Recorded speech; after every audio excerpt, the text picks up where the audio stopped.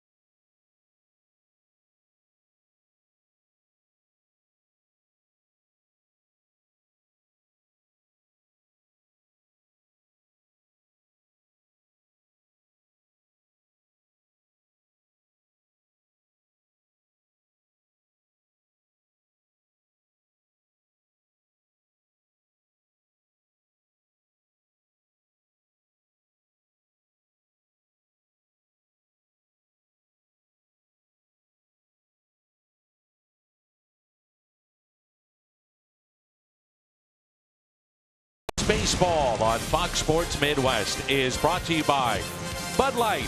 Raise 1-2 right now. By Chevrolet. Visit your local Mid-America Chevy dealer for great prices on the all-new 2016 Malibu.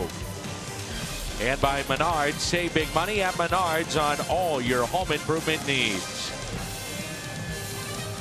Jim Hayes, Jim Edmonds, Dan McLaughlin with you from Busch Stadium in St. Louis. About an hour ago, we had a thunderstorm. The tarp was on the field, but it's cleared up just a bit. Let's hope that rain stays away.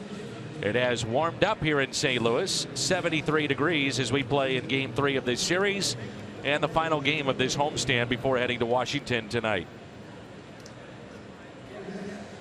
Joe Madden's club has Jake Arrieta going today, and Arrieta right now the best pitcher in baseball. Undoubtedly. That guy has been sensational. Yes, and the Cardinals are definitely going to have their hands full today, but he is human.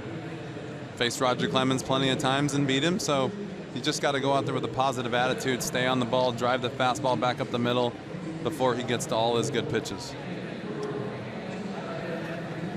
Simple game. Of course it is. From up here. Exactly. Michael Wacha roughed up in Game 2 last night. And so the Cardinals trying to get things going here in Game 3. They'll do so with a different third baseman. Ruben Tejada will play third base today. Matt Carpenter and his lovely wife expecting their first child, so he is not here. And so Tejada will be the Cardinals' third baseman today. Come on, Ruben. Take to the field. We want to get this shot. There he is. Phil Nichols charging at Ruben, who has no idea why a cameraman is on the field.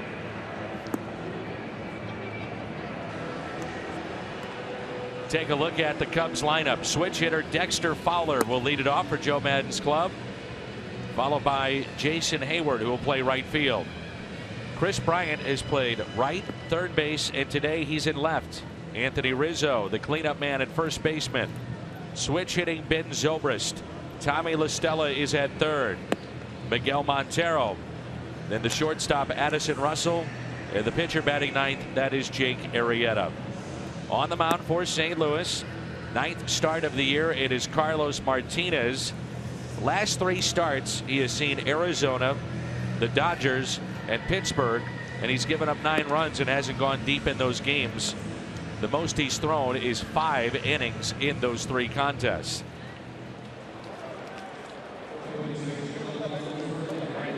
Phil Nichols busy. You got Ruben Tejada at third, then the walk up there with Dexter Fowler, and there's a look at Mike Matheny, Cardinals manager. Attaboy, Phil.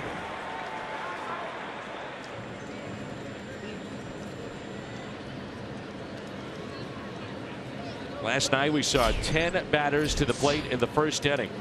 Michael Wacha threw 36 pitches. It was 6 runs after a half inning. The most the Cubs had scored on the road against the Cardinals since 1994. And it's 2 balls and no strikes on Fowler. He's batting .321, 5 home runs. He's driven in 22.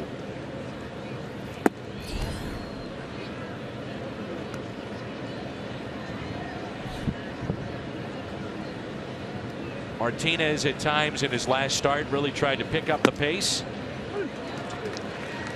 We'll see if that trend continues here today. Wanted to work faster, he did, and when he did, he had success. 3-1 is line foul.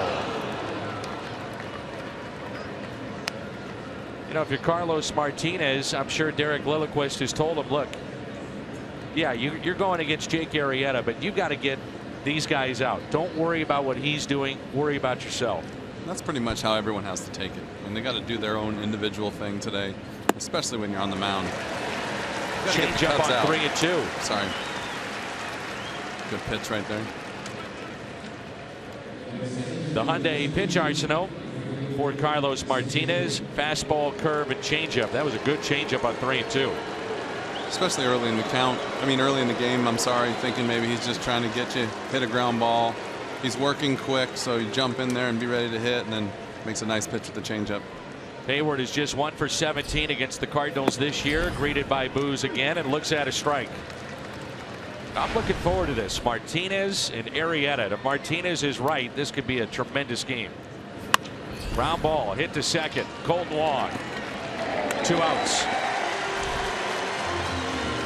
I think going back to that, what you really would like to see is that he would take the ball knowing today is going to be a showcase game for him and have him go out there and try to match pitch for pitch against probably the best pitcher in baseball right now. Holiday, Grichuk, Piscotty in the outfield. Tejada, Diaz, Wong, and Adams on the infield. Molina behind the plate. Around the horn, brought to you by Dobbs, and here's Chris Bryant. Strike 1. First month of the season, Martinez put up some of the best numbers in baseball. He was 4-0. ERA was under 2. And he's come back to the pack here in May. And the 0-1 pitch. Make it 0-2.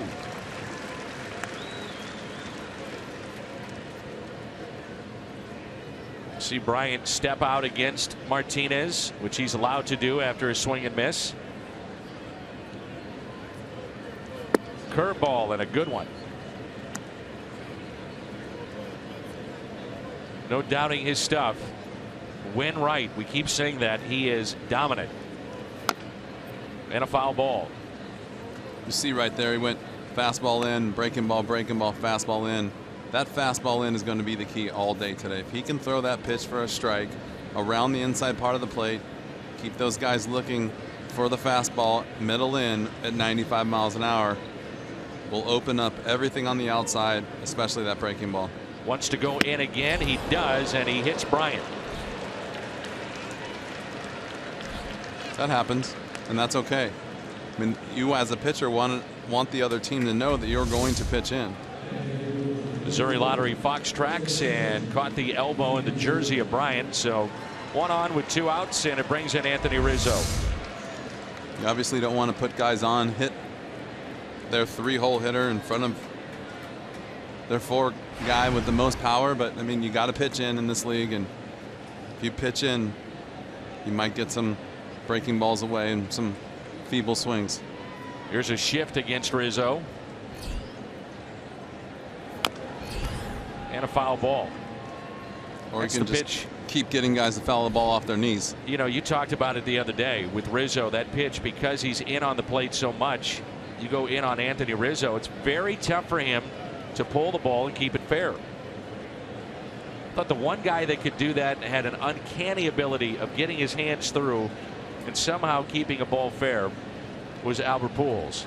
Pitch would be at his letters, and he'd be able to turn on it and still keep it fair. It was incredible. He was really good at keeping his hands inside the ball. Anthony Rizzo's more of a pull hitter.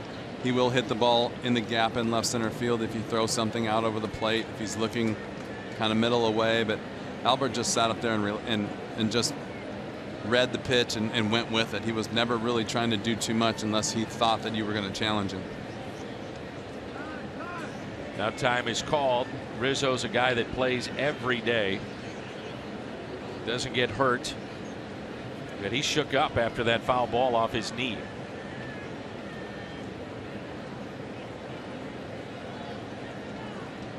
See if Martinez and Molina want to go right back inside. Well, it looks like they do.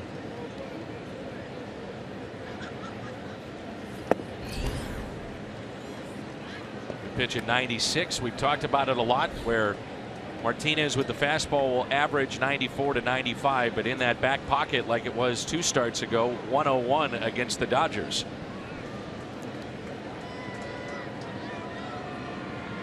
Here's a 1-1.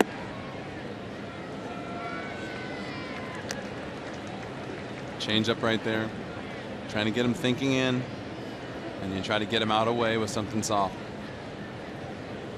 What I like today is that he looks like he's throwing effortlessly, but he's still throwing 96. Usually when he's kind of just taking it easy, he's throwing 92, 93. So maybe a little bit more put together today, a little bit better idea of really what he wants to do.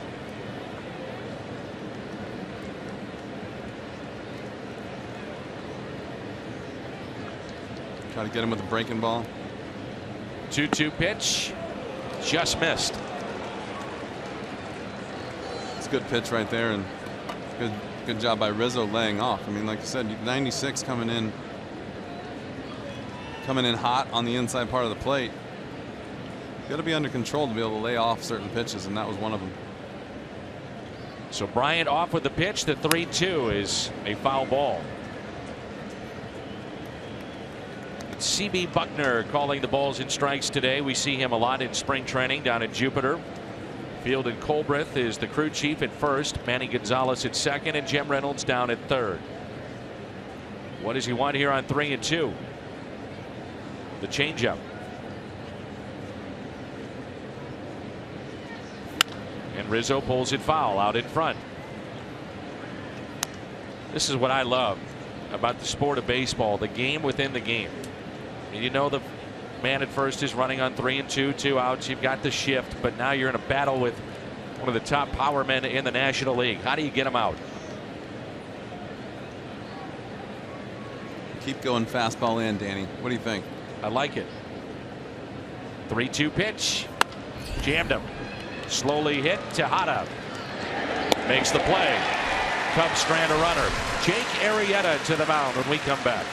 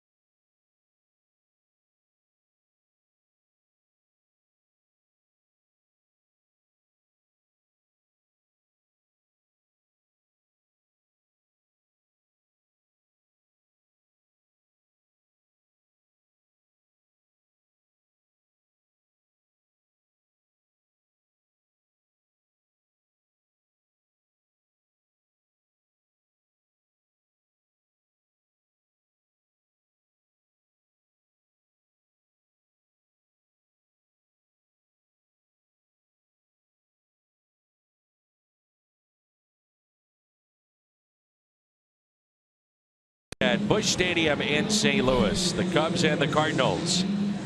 Colton Wong will lead things off, followed by Aledmys Diaz and Matt Holliday. Stephen Piscotty batting cleanup. Matt Adams is 8 for his last 16. Then Yadier Molina, Rando Grichuk, the walk-off homer in Game 1, Ruben Tejada, and Carlos Martinez.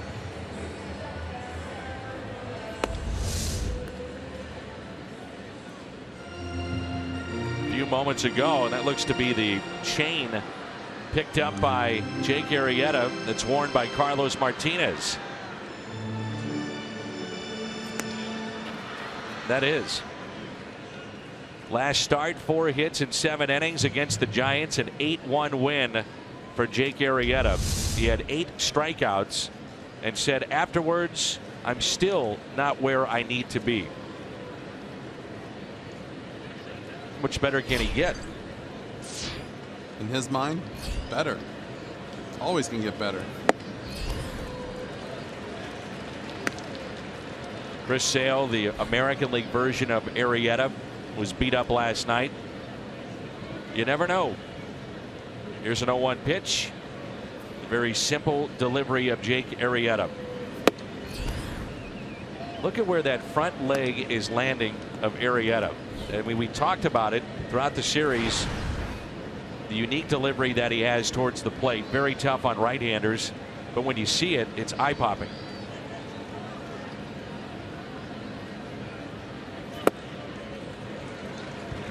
One and two. Steps way over to the third base side.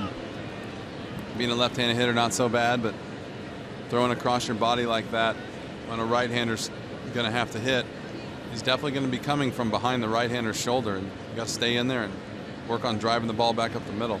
Here's a 1-2 and a ground ball, base hit by Colton Wong.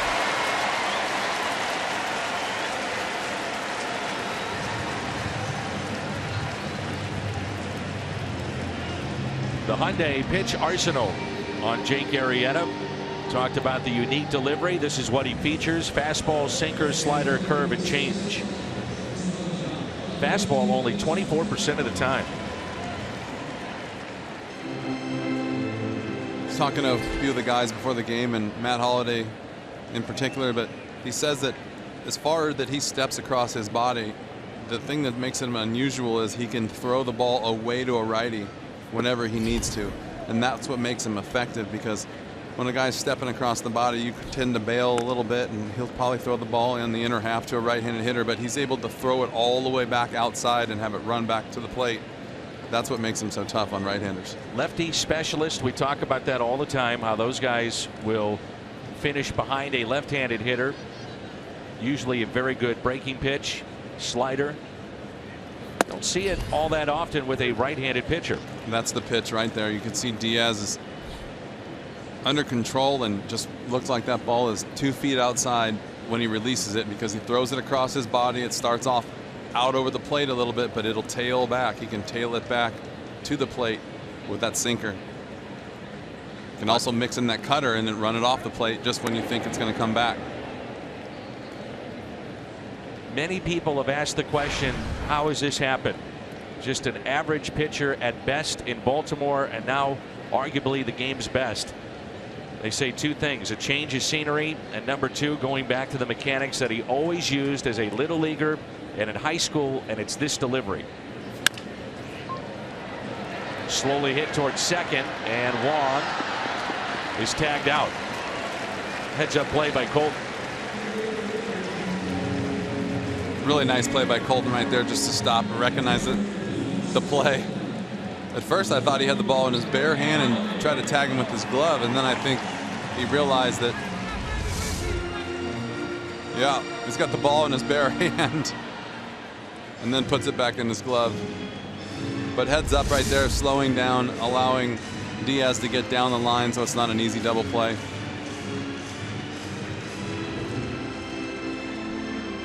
It brings in Holliday. 3 for his last 31. On the year, batting .234. 6 home runs. He's driven in 21. His 1 hit in this series was a soft liner to right. Outfield very deep. 1 out. Diaz a runner at first. High chopper left side taken there by LaStella across the diamond, and Holiday retired. Cubs defense this afternoon with Bryant in left, Fowler in center, Hayward is in right. LaStella, Russell, Zobrist, and Rizzo along the infield. Miguel Montero behind the plate, and around the horn is presented by Dobbs.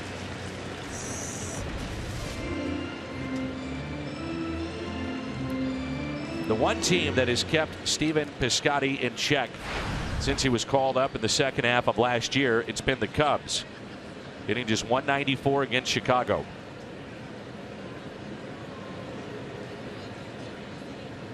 First meeting between these two, Arrieta and Piscotty, and he lines it into center field. Diaz will score, and it's 1-0 St. Louis. RBI with 2 outs off the bat of Piscotty.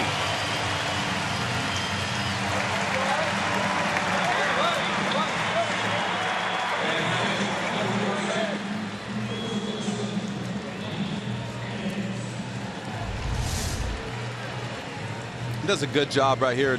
This is what I'm going to look for today, is how under control the at-bats are. Trying to keep yourself against a good pitcher, you got to try and keep yourself under control and not try to do too much. Take what he gives you, and basically that is taking a nice easy swing and putting the ball in play when it's over the middle of the plate. You start trying to hit the ball out of the ballpark, trying to do damage because he's throwing hard, you're going to have a long afternoon. Here is Adams.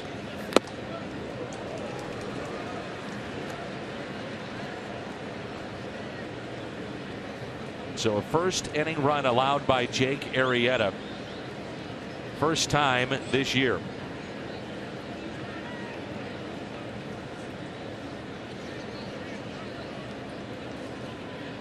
Oh, pitch to Big City. Late with that swing, 0-2. Mentioned that Adams 8 for his last 16, and 2 of the 8 hits have been home runs, and he's driven in 7. At the big pitch hit home run in game 1 of this series.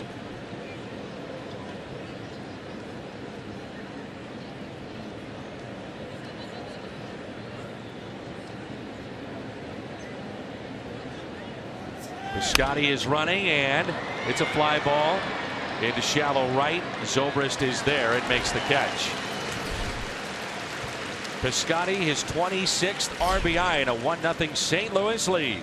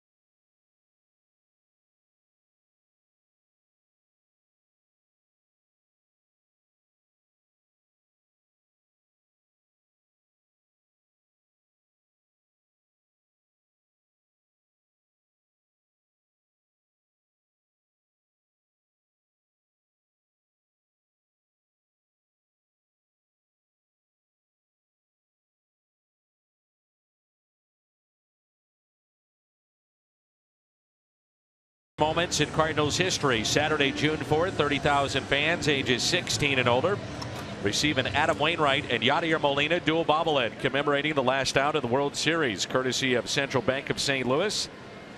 And tickets are available at cardinals.com/promotions.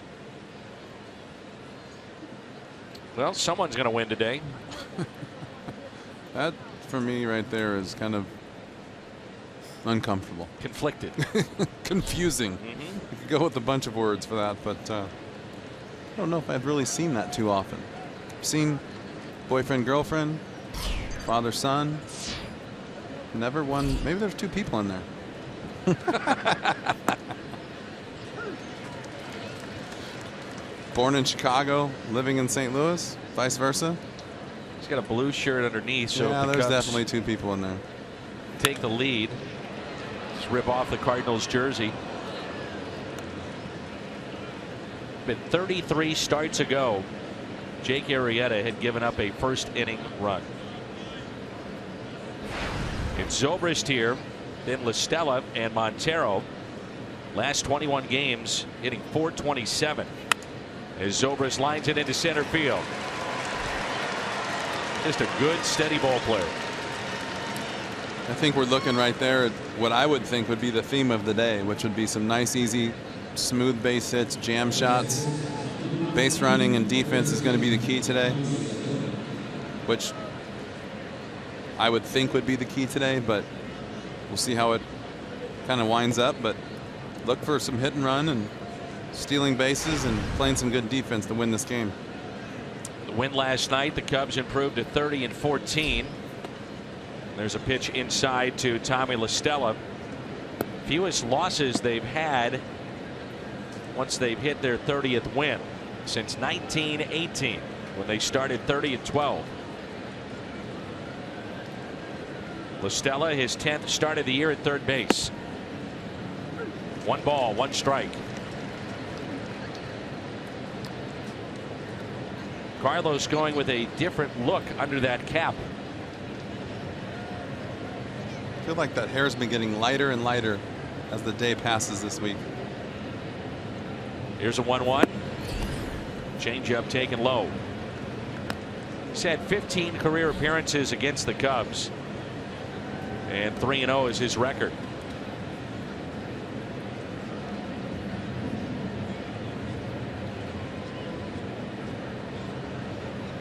Tejada is in at third, and a 2-1 pitch. Check swing and a foul ball, 2-2. Cardinals, after the game today, travel out to our nation's capital, and they'll take on the Nationals. First of 4 beginning tomorrow night. Mike Leake and Joe Ross. Leake is 3-0 in his last 3 starts.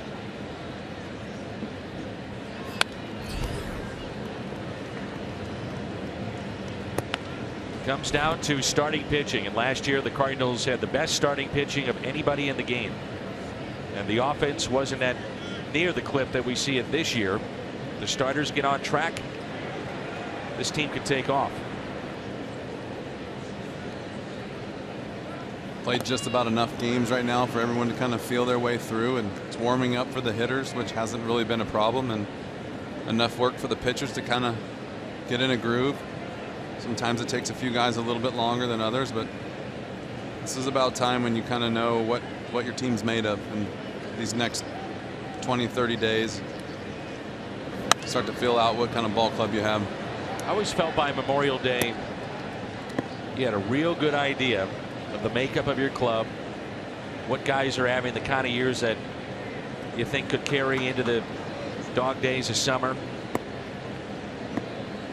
But it's interesting. I mean, you go back to 2011, Cardinals 10.5 games out. They get on a roll.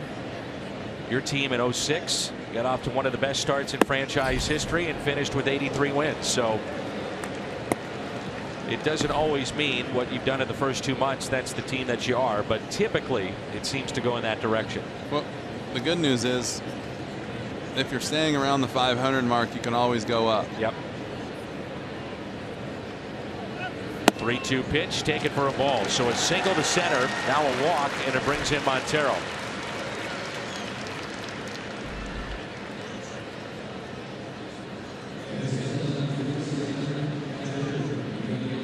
You mentioned facing Roger Clemens. What about facing Jake Arrieta, the mindset of the Cardinal hitters going into a game like this where you know it's going to be tough every single pitch?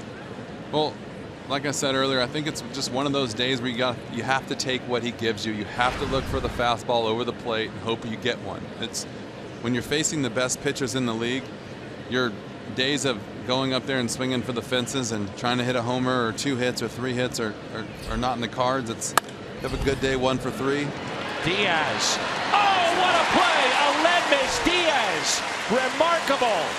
Takes a hit away and still is able to get it out. Tremendous play from the Cardinals shortstop.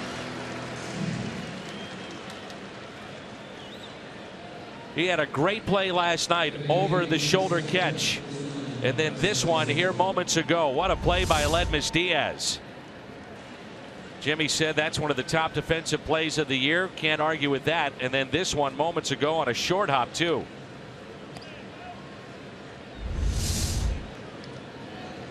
Getting more comfortable. Sure is. Starting to know some of the hitters, starting to understand what his pitchers are trying to do, and getting some breaks and some good bounces instead of all those top spin lobs and balls skipping off the grass and the dirt at the same time. Here's Addison Russell, 8th place hitter, showing bunt, picked by Molina. Runners stay put. The soft hands of Yadier Molina. Be a good infielder too, wouldn't he? I see him take a lot of fun goes out at short and second base during spring training, even during the year. Kind of just break up the monotony, get loose with your legs instead of having to just catch all the time. It's a long season. Got to mix it up, but yes, that's some amazing hands.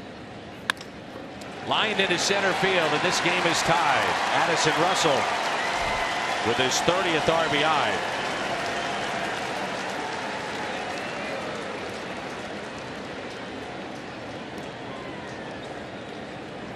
So 2 hits in the inning, and it brings in Jake Arrieta to 1-1 game. You see right there, slider on the black, doesn't try to do too much. That's what I was kind of talking about. Just it's going to be a day of blue pits and putting the ball in play and making guys move around. Whoever does that the best today is likely going to be the winner. Runners at first and second. Let's see what they want to do here with Arrieta. How the Cardinals play it. Bunted foul.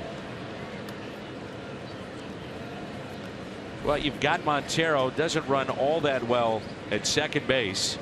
You could have Adams charge and then Tejada get back to the bag and get that lead runner. Definitely get Martinez bouncing off the mound here.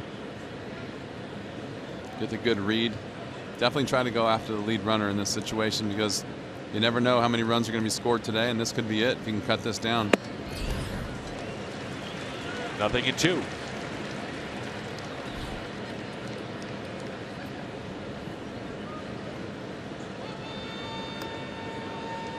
Inning started with a base hit to center by Zobrist. Listella the walk. Montero fielder's choice. Russell RBI single to center. 0-2 pitch. Arrieta swing and a miss. Second strikeout for Carlos Martinez.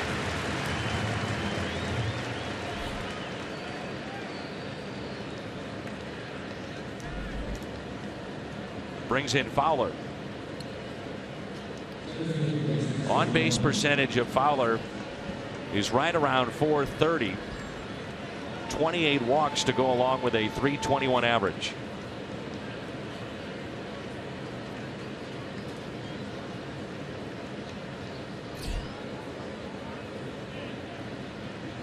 Two outs and 2 on.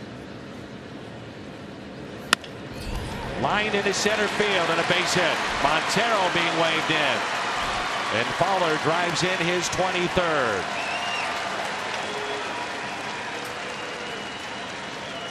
And the Cubs grab their first lead of the afternoon. It's 2-1.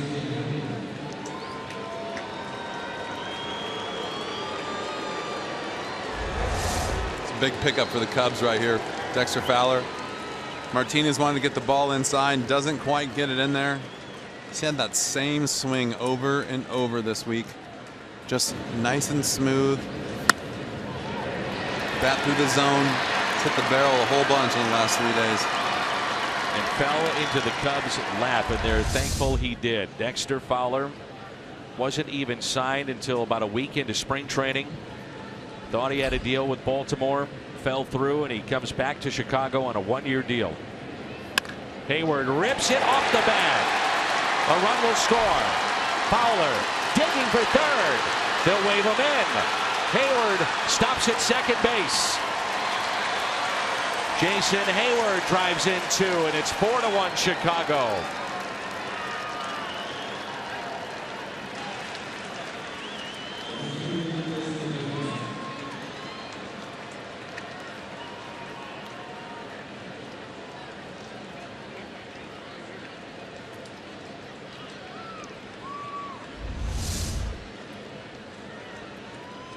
This happened in a hurry. It's going to be one of 2 ways today. You're going to have to battle and scratch and claw for a run. Or on the other hand, it's going to be all about who makes more mistakes. Right there, left the changeup up in the zone, and Hayward did a nice job of pulling it down line and keeping it fair. A little bit further inside, he can't keep that ball fair. A little bit more down, he yanks it into the seats. Foul in the corner.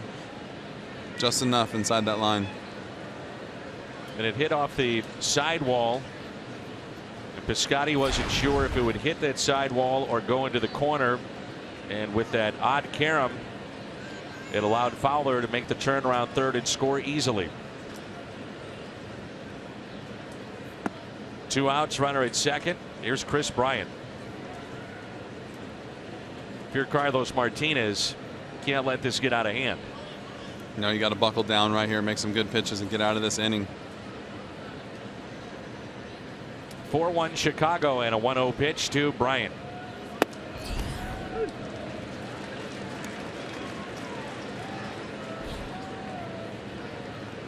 He was hit by a pitch back in the first, left stranded. He's the 6th player hit by a pitch in this series. Here's a 1-1, and time was called and granted.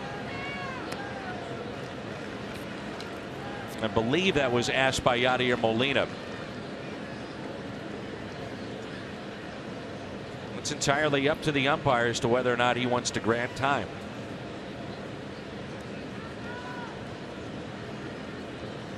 Runner at second is Fowler after his RBI double, or rather Hayward to score Fowler. Foul back, and it's 1 ball and 2 strikes. There's that short swing we were talking about last night. Doesn't have a lot of movement. Nice and short. Big, strong hitter. Just all he's trying to do is hit the ball in the barrel, and that'll be enough for him to hit a gap or even hit it in the seats.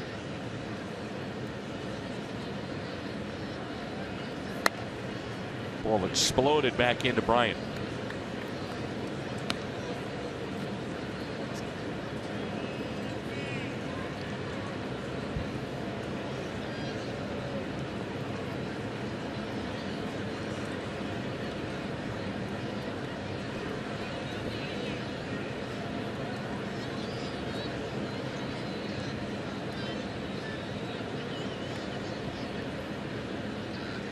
Here's a 1-2.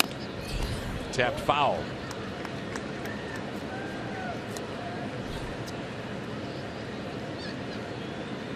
You're down on that field. Are you deflated right now if you're a Cardinal, knowing that this man is on the mound and he's been given a 4-1 lead? No, not really. Not from what we witnessed in the first inning. Diaz deep in the hole, long throw to first, and not in time. Infield hit for Bryant. 5 hits in the inning. But you definitely want to stop it right here. You don't want to give them any more runs. 3-run lead is not a big deal in the top of the second. Got a long game to go. He's going to have to throw a lot of pitches to get through this game. The bullpen's down there. Anything can happen. But you got to stop it now. Make a good pitch, get out of the inning. That's what you got to think about when you're on the mound at this point in time, is just going to keep trying to make good pitches. 9th man to come to the plate this inning for the Cubs is Rizzo. Grounded out to short. First time up. A real good battle between these two in that first inning.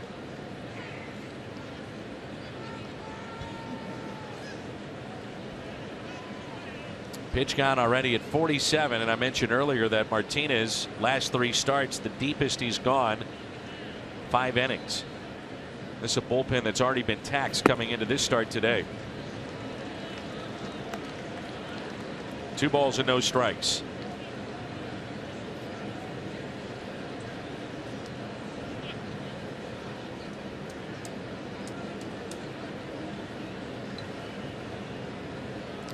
Runners at first and third for Chicago. 3-0. See, he's being careful right here with Rizzo. Knows he can hit the ball a long way. Throwing a lot of changeups to him today. Fastballs in, changeups.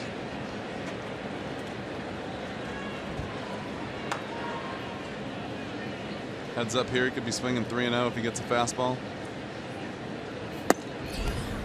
And he walks. Rizzo, his 31st walk of the year. 2nd in the game, both coming in this inning. And it was Ben Zobrist who started all this with a single to center. They bat around here in the 2nd inning, just like they did in the 1st of Game 2 last night.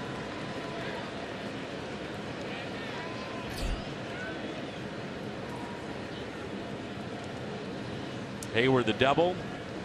Bryant an infield hit. Walk to Rizzo. Bases loaded. And a strike to Ben Zobrist.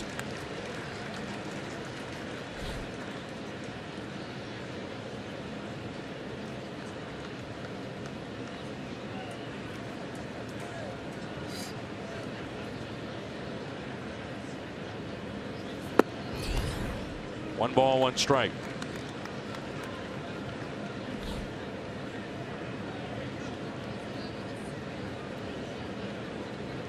Eighth plate appearance of the inning with a man in scoring position against Martinez. Here's a 1-1.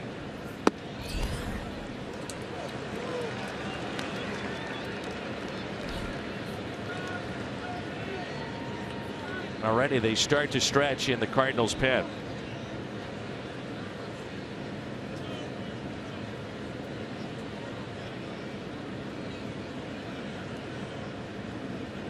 The 2-1 pitch. Ground ball hit to the right side and a base hit. 2 runs will score. 6-1 Cubs.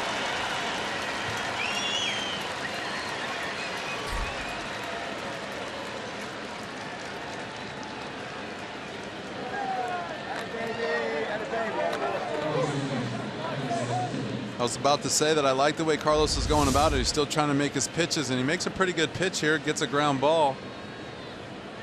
See Zobrist getting ready, staying back, beats the ball into the ground, just happens to hit it right in the perfect spot.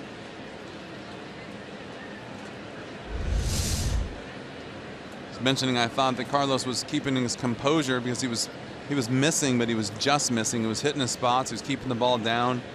Didn't look rattled at all, and it's another seeing eye single, basically. Turns into another 2 runs.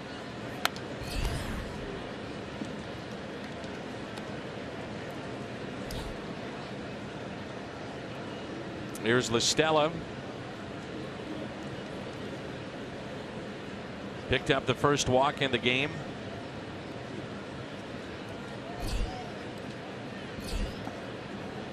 Ball gets away, but runners stay put.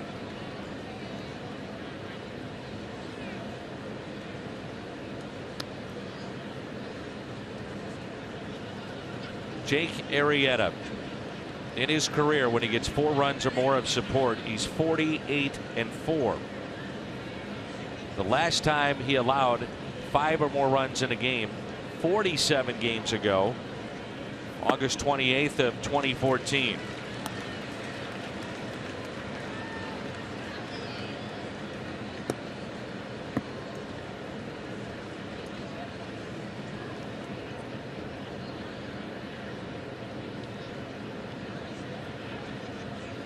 Here's a 1-2 pitch. Inside, 2-2. Even if Martinez stays in this game, and he's had 58 pitches, Cardinals are going to have to go to their bullpen again for at least 3 more innings, maybe more. 2-2. The Cubs pick up 6. Happy, sad, who knows? Right now, who cares?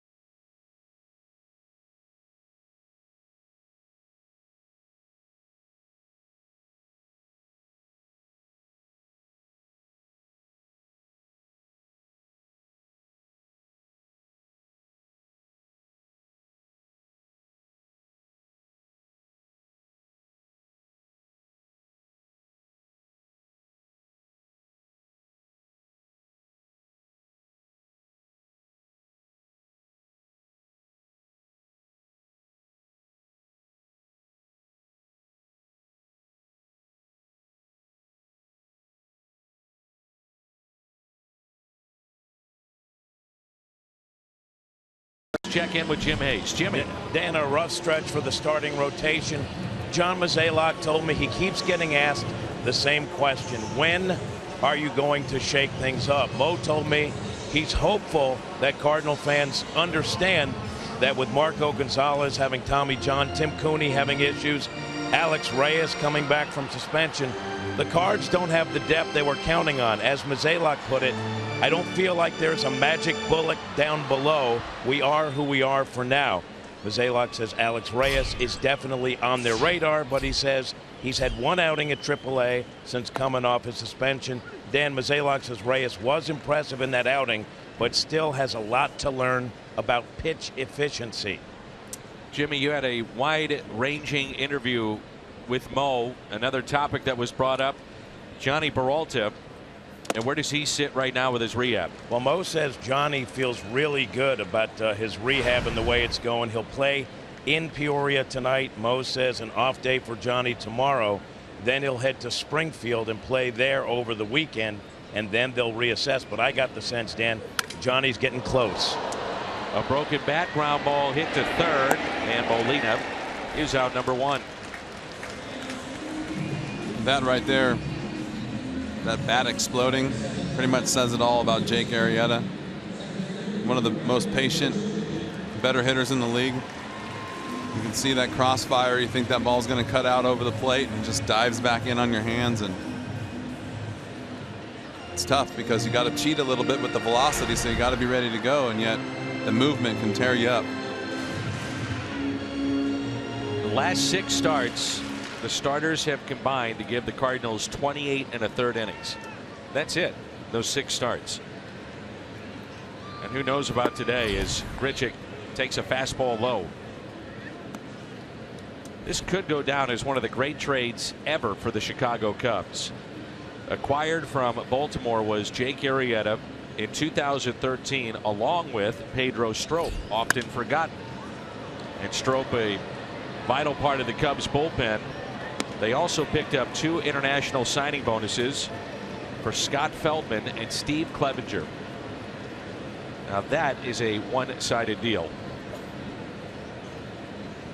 Well, I mean, if you look at it too, he's only had wins with Baltimore 6, 10, 3, 5.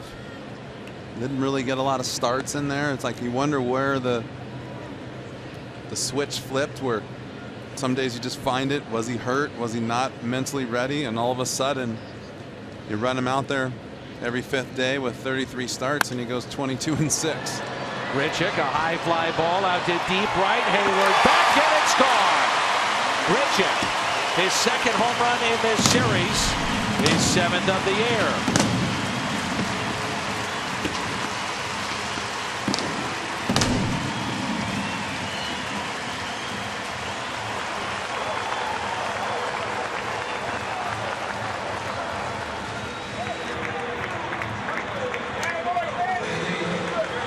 You want to know why they're so high on this guy? Look at that swing. Nice and short, compact, and the ball flies off his bat. Where he gets into trouble is when he just doesn't know what he wants to do, who he's facing, tries to get the bat out in front of the zone. Pulling the ball is not his game. Letting the ball get deep, hitting the ball the other way is what Randal Grichuk needs to do, and you can see the results when he's on time with his foot. His thought process is trying to stay inside the ball. Home runs will come to left center field. Just keep taking the ones to right center field. It's good to see 2 home runs in this series, both into the Cardinal bullpen and right. Just the 3rd home run allowed by Jake Arrieta this season. Ruben Tejada at the plate, gets the start at third base. Matt Carpenter is with his wife, who is due to give birth to their first child. Arrieta 22-6 last year with a 1.77 ERA en route to the Cy Young Award. You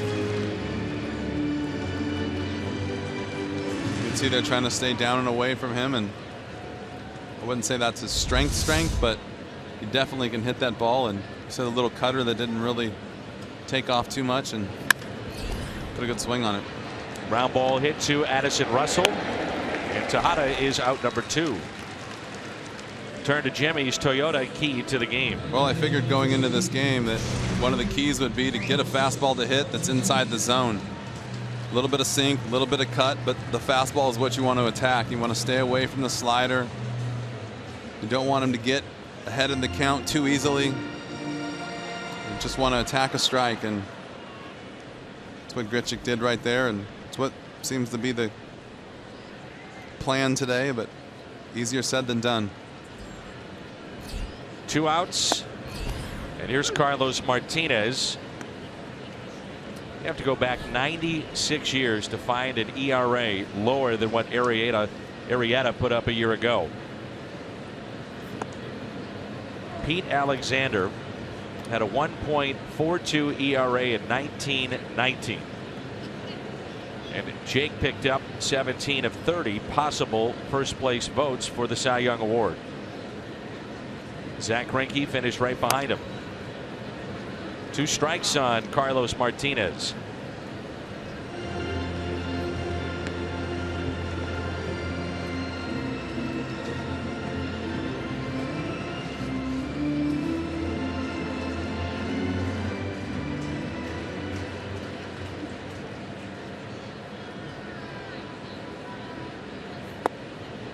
Ooh, that's nasty right there. First strikeout for Arrieta, home run by Grichuk. Cubs on top 6-2.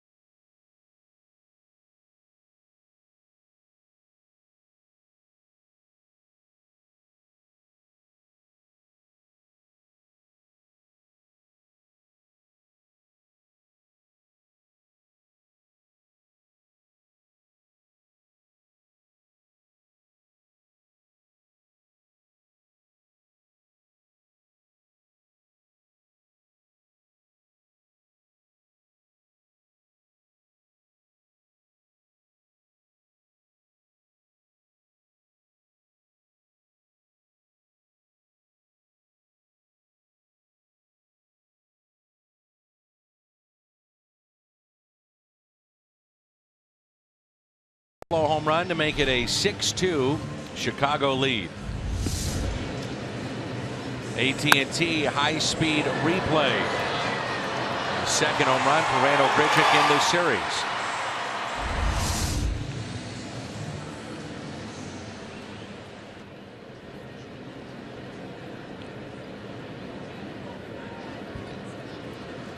Montero, Russell, and Arrieta for Chicago. They're trying to make it 2 of 3. Cardinals had the dramatic win with 2 outs in the bottom of the 9th of game 1. Grichuk's walk-off homer, first walk-off home run for Randal Grichuk in his baseball career. I find that hard to believe with all the home runs he's hit. He was a prolific hitter in high school in terms of power, led the nation in home runs. You think maybe in Little League he'd have one? He said no, that was his first ever. Well, if you're Mike Matheny, what are you trying to get out of Carlos Martinez today? Innings, pitch count up, 100 pitches, 110. I mean, what is it? Because your bullpen right now is taxed. You're trying to see what he's made of, basically. You're telling him he's got to go out there and get through a certain amount of pitches or a certain amount of innings, and he's going to have to figure out how to do it. But also, like I said, you really want to see what he's made of after giving up 6. It's really easy to keep pulling guys out of the lineup, keep pulling them off the mound, but eventually you're going to have to work your way through it. 3-1 pitch to Montero, and he walked him.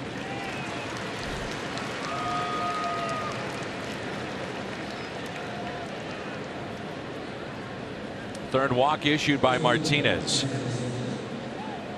I think that's of concern too. You had Michael Walker with 4 walks last night. Martinez is 3rd already in this game. So it's not getting anybody out, but also the walks that add up. Yeah, they do add up.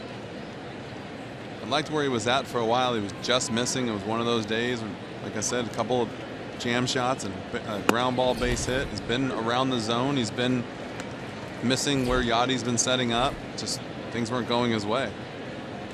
Didn't seem like much, but 6 runs in a hurry. Addison Russell at the plate and an 0-1 pitch. Ground ball to Tejada. Out at second, the turn, and safe at first.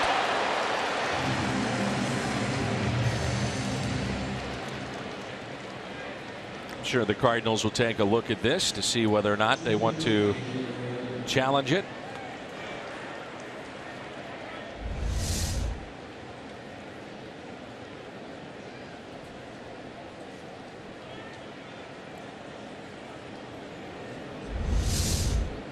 Brings in the pitcher, Jake Arrieta.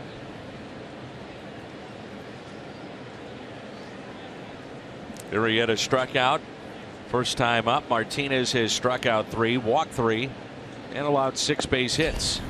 There's ball 1.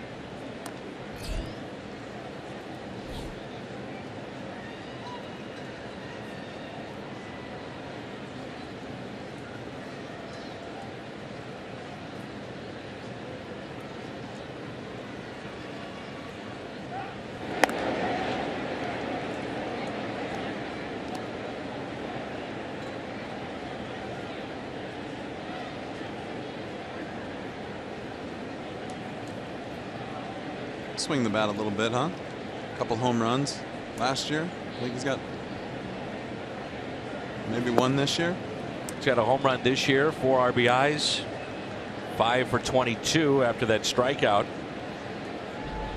Standing next to him down in the clubhouse the other day. Can't believe, and TV does not do it justice, how put together this man is. Workout fanatic. It's not just the strength, but also he credits his flexibility and what he's able to do on the mound. He does about an hour and a half of stretching every single day.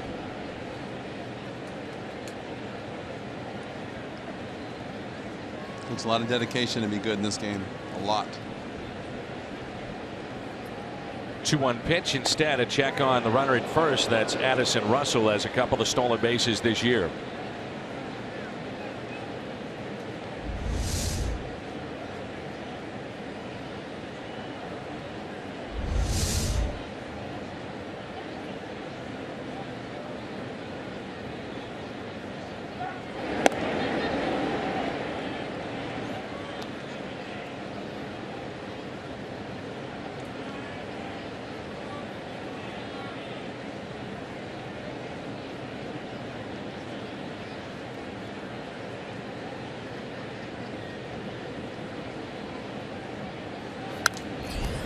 That's fouled back just above us into the upper deck.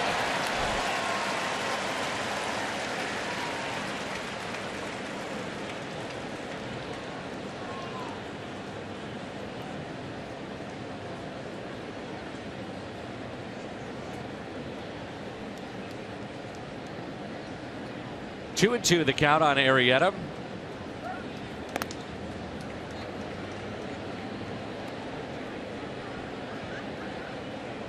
Last time the Cardinals allowed 6 or more runs in an inning in back-to-back games. Have to go all the way back to interleague play of 2007 at Kansas City. And then the following day against Oakland. Oof. Definitely a ball, but just missing a lot of pitches.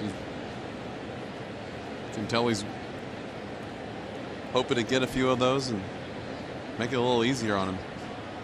3-2 pitch to Arrieta. And a fly ball out to right. Piscotty was playing in. He'll go back on the track, makes the catch. And Russell back to the bag at first. That's a nice play by Stephen Piscotty. Cardinals start a 4-game set in Washington tomorrow night. Thursday and Friday will be here on Fox Sports Midwest. Saturday night's game is on Fox. That's KTVI here in St. Louis. Sunday we're back on Midwest. Cardinals Nationals this weekend. All over Fox Sports Midwest and Fox streaming live on Fox Sports Go.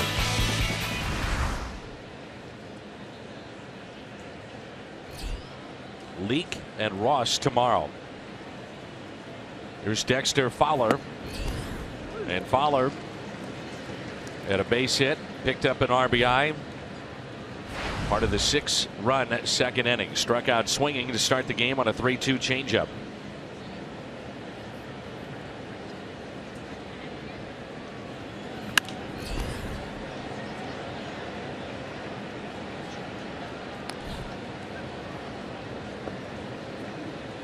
One thing you look at with the Cubs, and obviously scoring runs in back-to-back games, but their offense got off to a slow start. What propelled them to this very good start for Joe Maddon's club has been their pitching, led by Jake Arrieta. Lester, Hamill, who we saw in game 2. 1 ball and 2 strikes.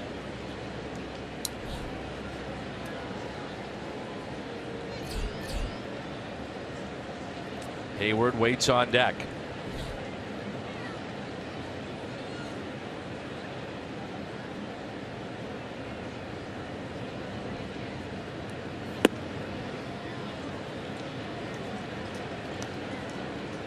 Right now the Cardinals trying to get their starters back on track. Leake has been good. Wainwright's getting closer. As he says, he feels he's just about there. The 2-2. Check swing.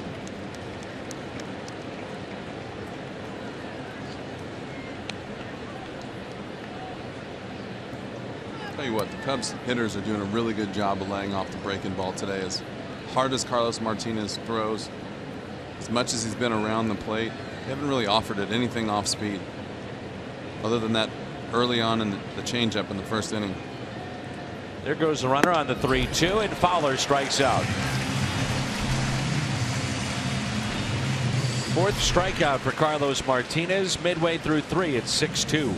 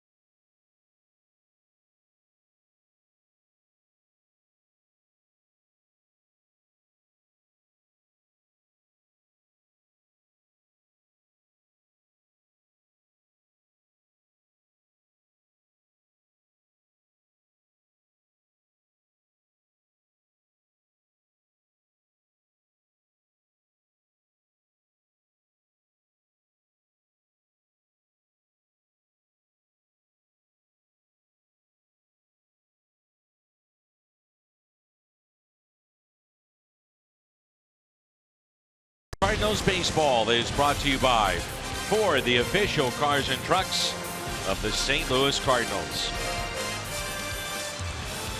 Rain has stayed away at 6-2 as we move to the bottom of the third. And Colt Wong will lead it off, followed by Diaz and Holiday against Jake Arrieta.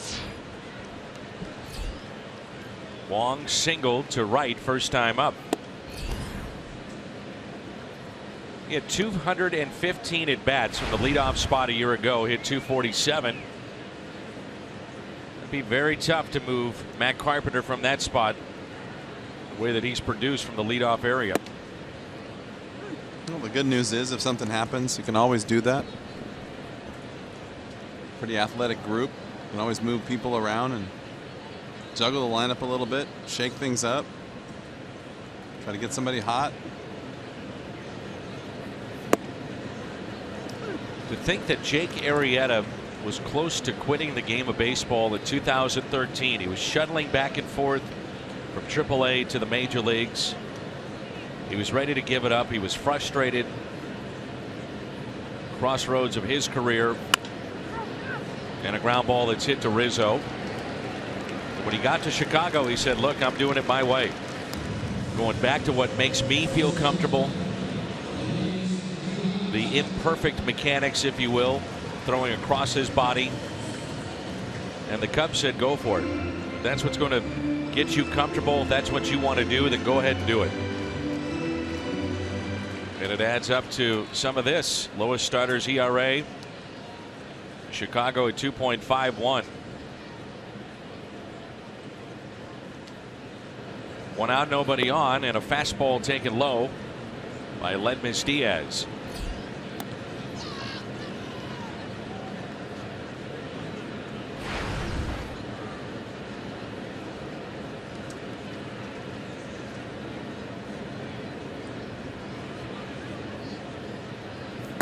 It has been over a calendar year the last time that Arrieta lost on the road.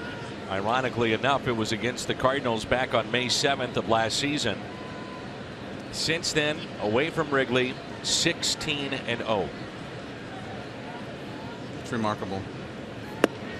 Look at that pitch drop. Wow. Oh. The thing that makes it so effective is that he's throwing darts. They're running, they're cutting, he's crossfiring, and then drops that hook in there. And that's a big hook, and it's firm too. It's just not flipping it up there. Here's a 1-2.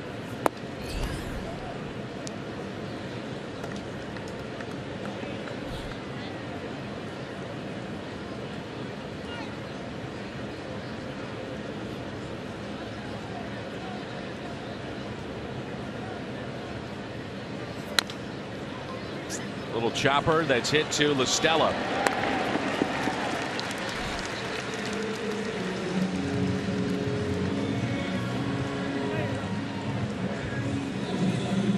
Mentioned he had 22 wins a year ago. Most since Ferguson Jenkins, the Hall of Famer. Was 24-13 back in 1971. We keep bringing up these numbers just to give you an idea of how good it really has been.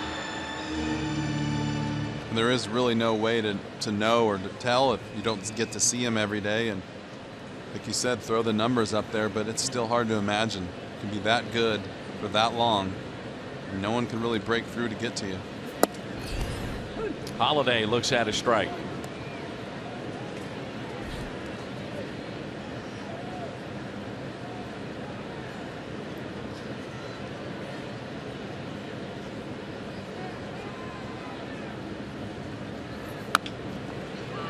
Oh, 2 the count.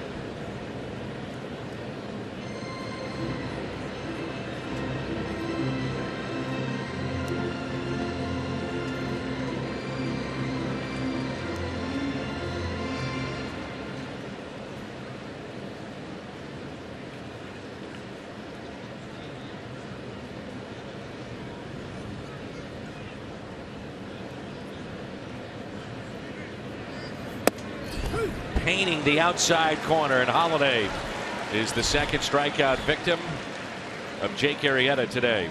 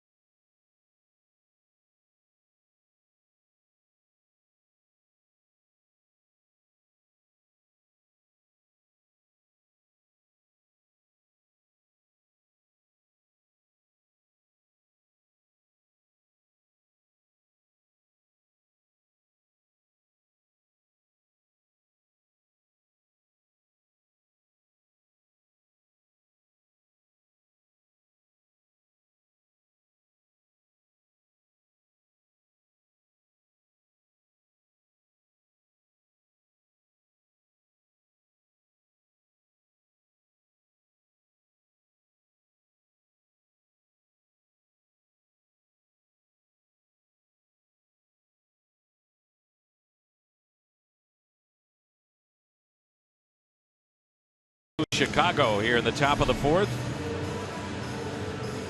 Been a long rebuild for the Chicago Cubs. Theo Epstein and Jed Hoyer took over. Theo, the head of baseball operations. Jed Hoyer, the general manager. And 97 wins a year ago. They took off in the second half, and it's continued at the start here of 2016. Had a shot earlier of John Mozeliak. Yeah, there's Jed Hoyer on the right. People forget he is the general manager of this club. And it's he, along with Theo Epstein, that have redesigned the roster for the Chicago Cubs. They went to their fan base. They said, look, it's going to be a tough rebuild. We're going to do some things that are going to cause a lot of losses, but have faith in us. Believe in what we're trying to do. Like you said, it's a slow build. You have to be patient. You can't give up the farm. You try to flip it around because you need a group of guys out there every day, not one pitcher, one slugger. You need an entire 25-man roster, if not 40, to have a successful franchise, and you need a minor league system to pull from. We all know that here. We've seen it. To explain that, probably in Chicago, people are getting a little restless for a while, but Epstein took over in Boston, Jimmy, in a team that swept you guys in the World Series, and that was a lot of the leftovers to an extent. Did make some changes that obviously helped the club. 07, you saw some of the group that he drafted. And now the question becomes around Major League Baseball, should teams be able to just overhaul like the Cubs did and say, look, we're going to lose for 3-4 years and stockpile draft picks, cut our payrolls to when we want to spend. We go out and get Hayward for $200 million, or John Lester. We're trying to re-sign Jake Arrieta. Chris Bryant, #2 overall pick, and here he is already in the big leagues from a few years ago.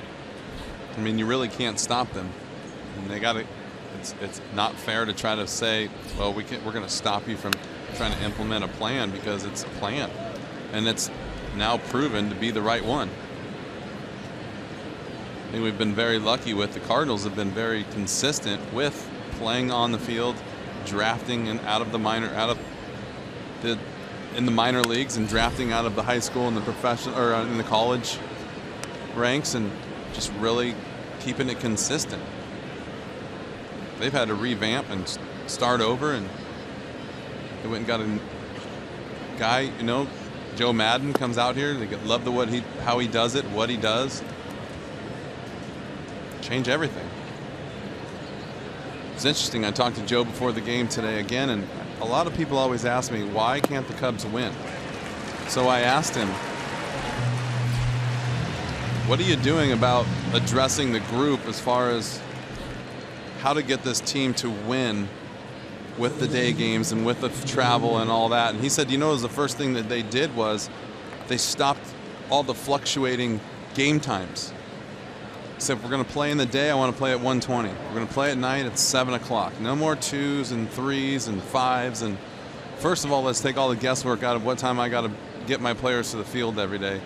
And the other thing was, he realizes that it's mostly night games, and they play a lot of day games when they come home, and literally gives them the mornings off. I thought that was pretty interesting to talk to him about it, because that's another plan. Yep. Solid inning there by Martinez. We head to the bottom of the fourth.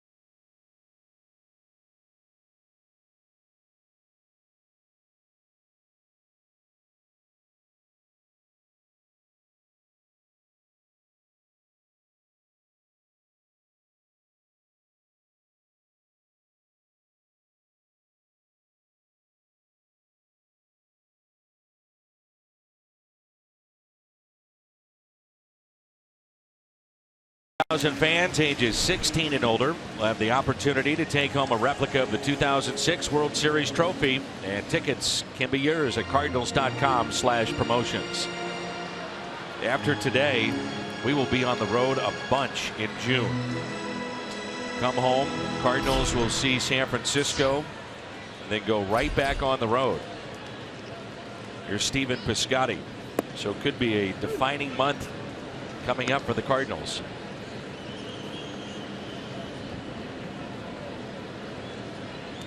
So Arrieta wins the Cy Young Award a year ago, the first Cub to do that since 1992. That year was Greg Maddux, and then he went off to Atlanta and picked up some more. Rick Sutcliffe in 1984. Bruce Sutter won the Cy Young in 1979.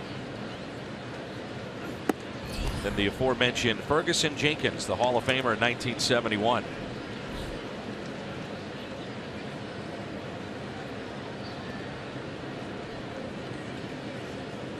Piscotty has a single and an RBI.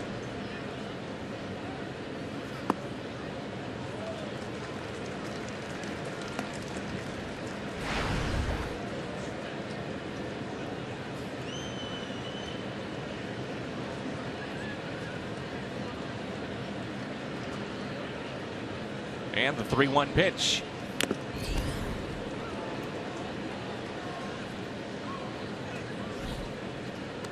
See Piscotty right there, very patient, gets himself into a 3-1 count. Why not? Let it fly, right? Absolutely. Grichuk the home run to account for the other run for St. Louis.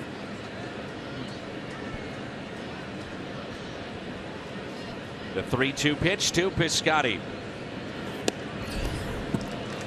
Gets to the backstop and the first walk. Let's check in with Jimmy. Dan, Adam Wainwright very candid in his assessment of the recent struggles by the Cards starting rotation. He told me, quote, "The criticism is fair. We need to pitch better." He said, people complaining about the rotation, it doesn't bother him because he believes the rotation will get better.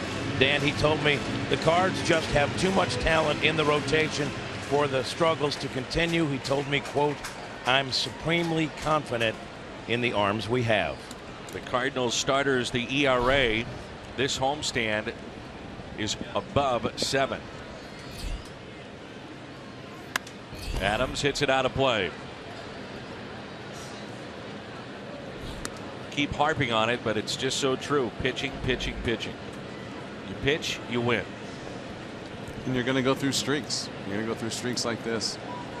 Some of the best teams you watch each year, they'll lose 5, 6, 7 games in a row here and there. A couple times, maybe 4 or 5 in a row. But consistency over the long haul will pay off, and it's a long season. Got to battle through the bad times and hopefully pile on in the good times. Found it interesting that Jake Arrieta was asked about an extension with the Cubs, and he said absolutely 0 chance of a hometown discount. They will have to pay to keep me. Represented by Scott Boras, and I'm sure Scott will make sure that that happens.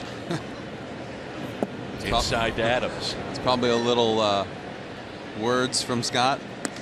Let's just get it out there. Yeah, huh? Don't give anything away. Just in case you were wondering what they were thinking. Exactly. Sometimes I wish players, though, would take more control of what they want. This is where you want to be. Make it work. That's kind of what I did. Yep. And that's where I was going with it. You, McGuire, Rowland decided that you're going to leave money on the table to stay in a place that you're comfortable and have fun, put up numbers, still make great money, have a chance to win.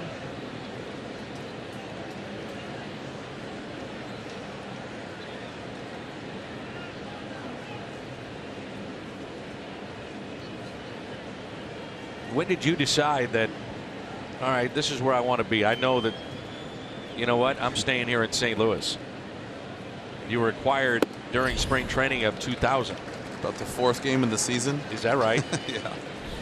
As soon as I figured out how to get from the hotel, which was the Ritz-Carlton where I was living for the brief time, to the ballpark and figured it out, I was like, okay, I'm good. Now I'm safe. I'm good. And I like it here. And opening day was amazing. Spring training was amazing. Something like I'd never seen before. The 2-2. Playing in front of these fans. We say it all the time, and I think some fans say, yeah, okay, whatever. This is different. This is a day game in the middle of the week, and this place is packed. It just doesn't happen in other places like this. You know, it's funny you said that, because when I got up a second ago in between innings and I just took a little bit of a walk, I had to remind myself that it was Wednesday. I was thinking it was Sunday. Yeah. And where, you know, what the kids are doing on Sunday afternoon. And realize that they're in school. Adams rips it into the corner. Piscotty on his way to third. They'll wave him in. Piscotty relayed to the plate is not in time. He scores, and Adams makes it a 6-3 Chicago lead.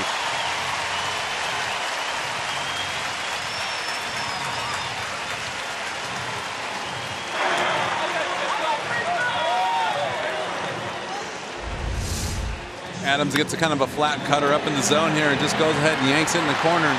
Scotty running all the way. Little bad carom down there.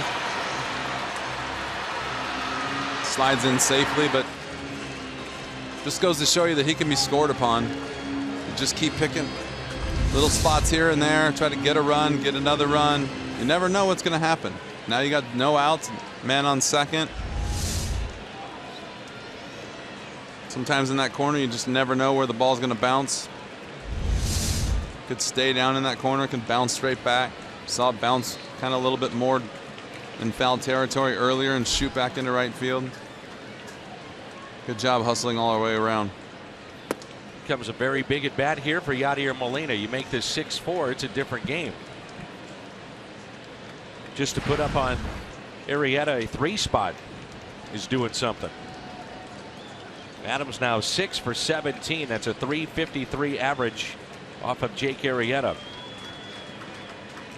Look for Yachty to try to drive the ball out of the way, at least to get him in. If not to get him over, at least if you can't get him in, get him over. Take a shot at it. And I found it interesting that the one fact that watching Jake Arrieta over time and looking at the stats, he's got a 2.18 ERA during the day and a 0.30 in the night. So you would think he's vulnerable during the day. They were talking about him being kind of a long, late starter, taking his time, getting loose in the mornings. Hit to the right side. Rizzo only play to take it at first.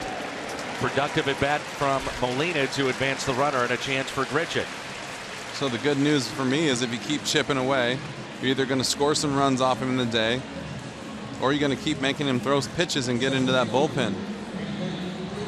Kick off your summer with a drink that kicks your taste buds. The bold and refreshing frozen strawberry lemonade. It's back and it's only at McDonald's. Grichuk, an opposite field home run, first time up.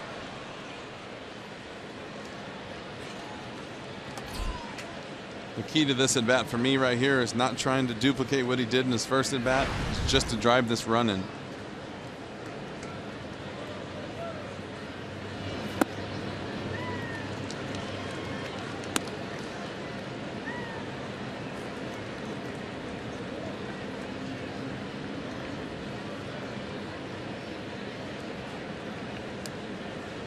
Adams, your runner at third base. 1 out. Now time is called.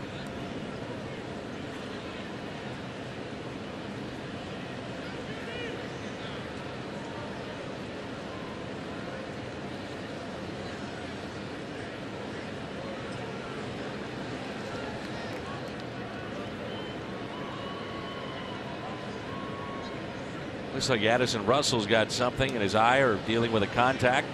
Now the training staff of the Cubs will come out to help him. That's why we have our stoppage in play.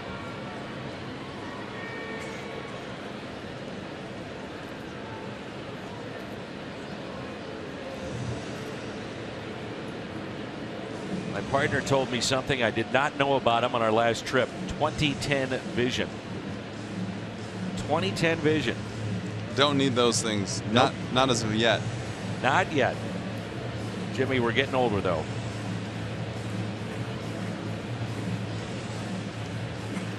Only second time this year that Arrieta has allowed 3 earned. Last time was April 10th, and that was against Arizona.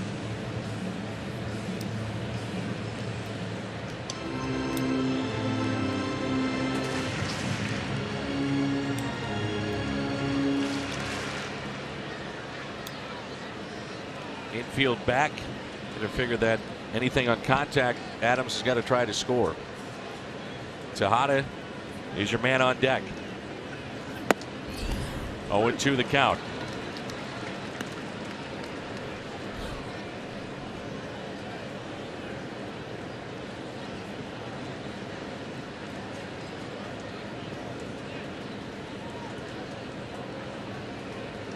Outfield very deep for Randall Grichuk.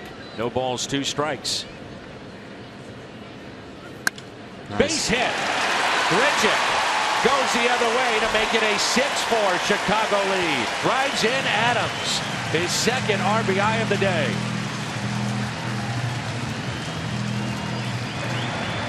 It's kind of what I'm talking about right there. He's starting to realize that he can let the ball get a little bit deeper, not have to try to do so much all the time. Stay within himself. Nice short swing. Ball out over the plate. Just look at that swing. Doesn't even finish. Just try to hit the ball in the barrel and get the run in. One thing at a time. One day at a time. Well, I love the fact he's going the other way. Huge. Brings a tying run to the plate. Seung-Hwan Oh is throwing in the Cardinals pen. Carlos Martinez is on deck. 1 out, runner at first.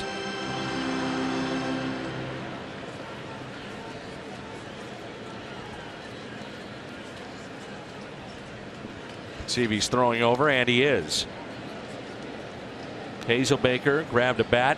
He may pinch hit before it's all said and done. It could happen in a moment or two. Tejada, no home runs this year. Does have a little pop. Couple of doubles. Grounded out to short first time up.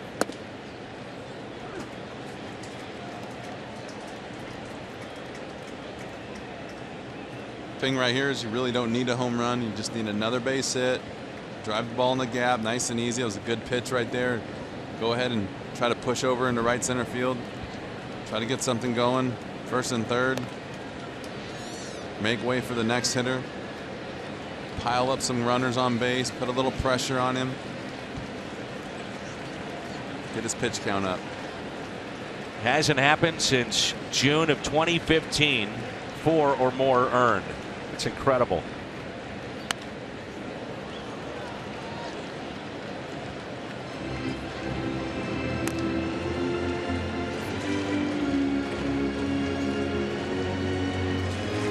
Right-handers came in hitting 117 against Arrieta.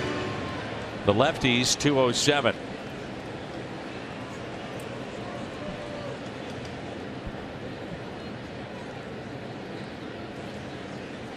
And the 0-2 pitch. Strikes out Tejada. Third strikeout for Arrieta.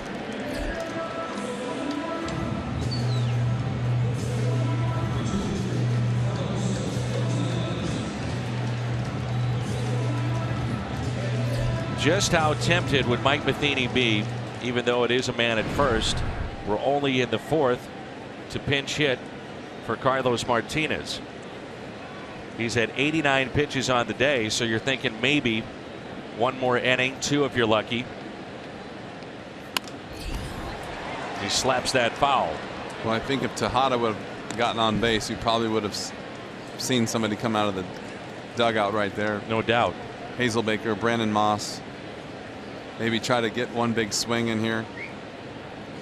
But with 2 outs now and just 1 guy on, I think maybe see what else he can do with another inning or 2 of pitching from Martinez.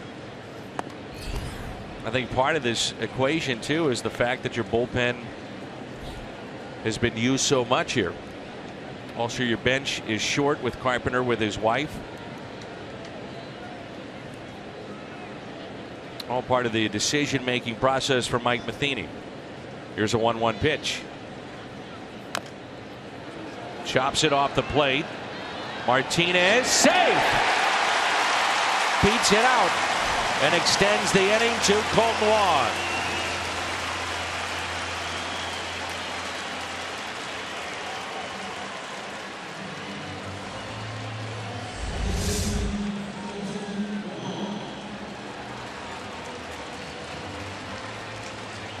When guys in the locker room talk about Martinez, what an athlete he is and how he can run and do things, and right there you see just a high chopper and a little bit of a bobble, and easily beats that out.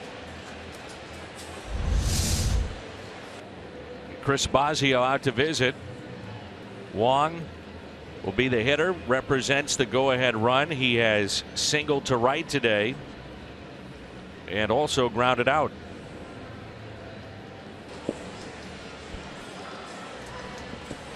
Addison Russell still having a little trouble with the eyes. It's good to have good vision, see? Absolutely. Stand out in center field, you can see the signs and know where to run.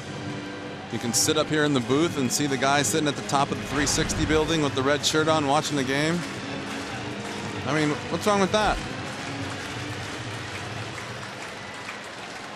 I can't even see Don, who's running our camera to my left, 3 feet away. 2 outs and 2 on. Here's Colton Wong. Pitch inside at 95. I don't know about you. I didn't see this coming. 4 runs against Arrieta, especially when the Cardinals were trailing 6-1. They're not done yet, Danny. They're not done yet. They're just trying to keep us in the game, that's all. Trying to wake us up here every now and then boom, the big one's coming, I'm telling you. 1-0 pitch. Diaz on deck, 2 balls, no strikes. Patience. See a little patience right here. We're going to have a little patience watching the game. Strap on your seatbelt. We're going to be here for a while. My patience was gone after kid number 2. Here's a 2-0 pitch.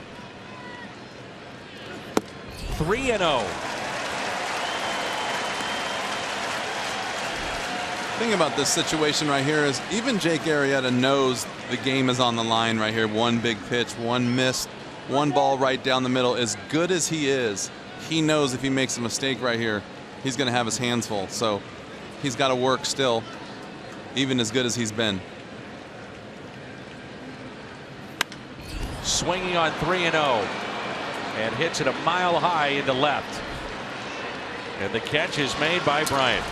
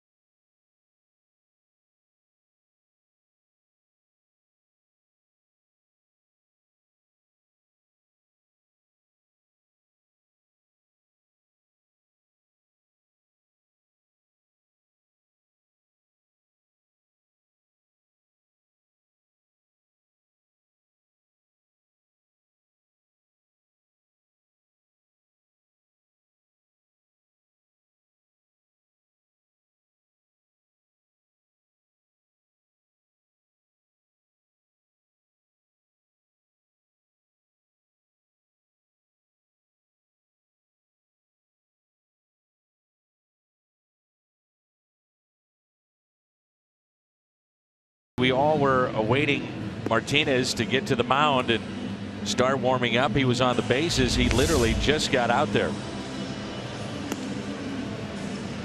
They took a sweet old time getting back out on the field. Trying to gather himself a little bit. Ran hard down the line.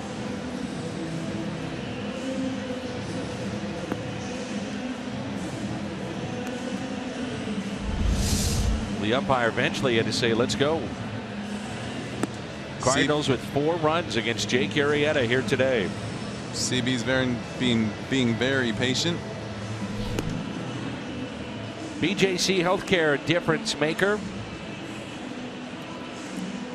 Starters' current age for both clubs. Martinez only 24, along with Michael Wacha. Leake is 28, Garcia 29. Seems like he'd be older than that. He's been around a long time. And Adam Wainwright 34.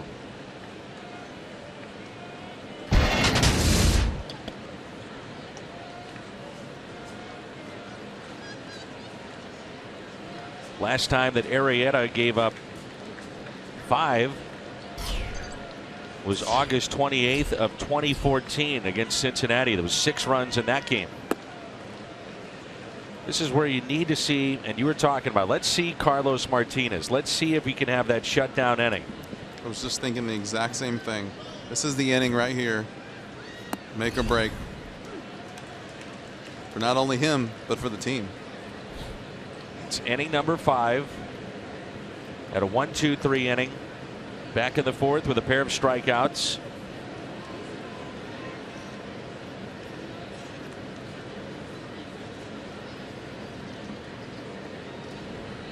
Zobrist, couple of base hits today.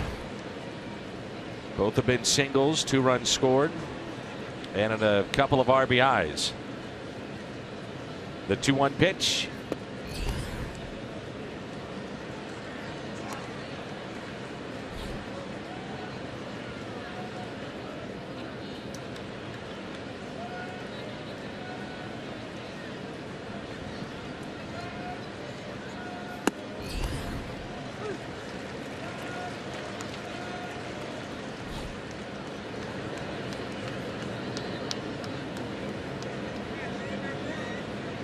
The 3-2 to Zobrist. Ground ball hit up the middle, off the glove of Wong and into shallow center. And Zobrist is 3 for 3.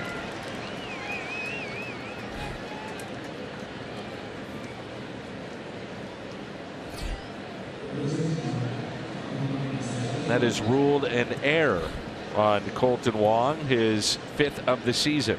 That's a tough error. It is a tough error. Ball's hit pretty hard. Even if he gathers that in, I'm not sure he's still going to get Zobrist. Just knocked the glove off his hand. Can't feel too good taking that off the thumb bone. Here's Tommy La Stella, who has walked and struck out. I've always tried to figure out that fine line. They say that if you do or die play, you have to make to be able to throw the guy out, and if that's the case and you don't make it, sometimes they'll give that a hit, but pretty much it's like that with every play. I mean, you got to expect these guys to catch the ball most of the time, but ball's hit a ton and he's backhanding a ball on the run and having to stop, turn, and throw, and yeah, if he makes that play, he's going to throw him out, but chances of making that play.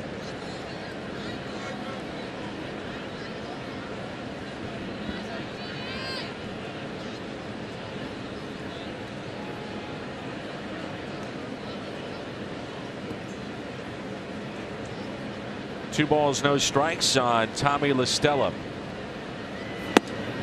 One of the things we heard from the crowd going to break was Wong swinging on the 3-0 pitch against Arrieta. Some frustration here in St. Louis. I thought it was an interesting choice, but there's a lot of stuff going on down there in the dugout that is being said that we don't know about. And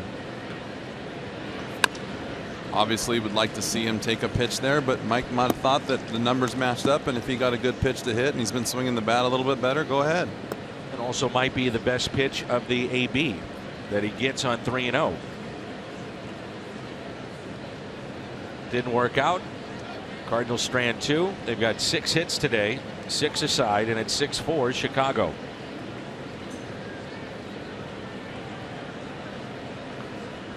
The 2-2 pitch to Tommy La Stella. Pitch number 100 for Martinez. And he struck him out. That was filthy. 7 strikeouts for Carlos. You can see this breaking ball right here is probably the best one he's thrown all day, and doesn't do it justice in slow motion, but started it close to the zone, nice and firm, and breaks out of the zone. He's got no chance to do anything with that. In steps Montero. Scored a run back in the second inning, a 6-run second inning for the Cubs. Also walked back in inning number 3. One thing about Martinez too, he's working behind a lot in the count. Not many first pitch strikes.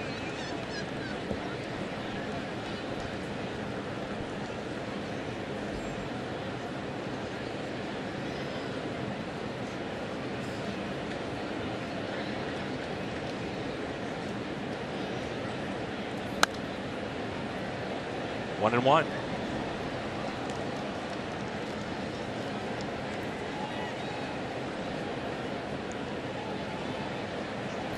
Oh is up for the second time. He's loose and ready to go. Arrieta's streak of 29 straight regular season starts, 3 or fewer, is over. Longest streak in Major League Baseball history. Can they get 2 here? Out at second, out at first, double play.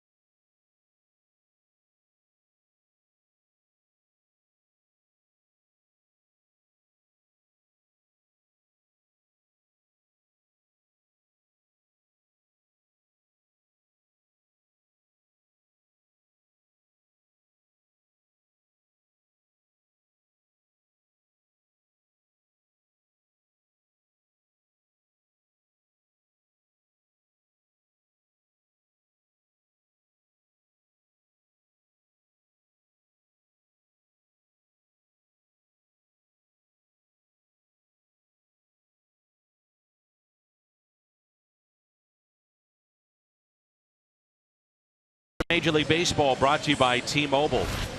Matt Harvey last night against Washington, 3rd straight start that he lost. He will not have his next start skipped. Liriano 5 1/3 against Arizona. Shelby Miller is now 1-6, and Strasburg off to a tremendous beginning of his 2016 campaign. He's now 8-0. Shelby Miller 5 innings, 8 hits, 6 earned.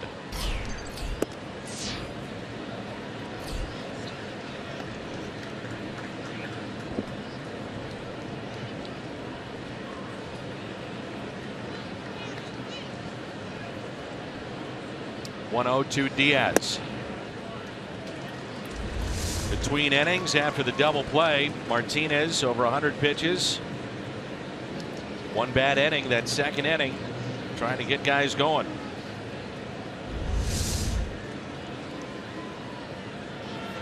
Also, we saw going to break, Colton Wong clearly not happy with the error that he was charged with. Wouldn't shock me if that is overturned. We will see.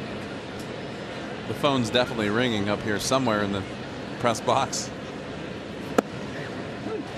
3-1 on Diaz.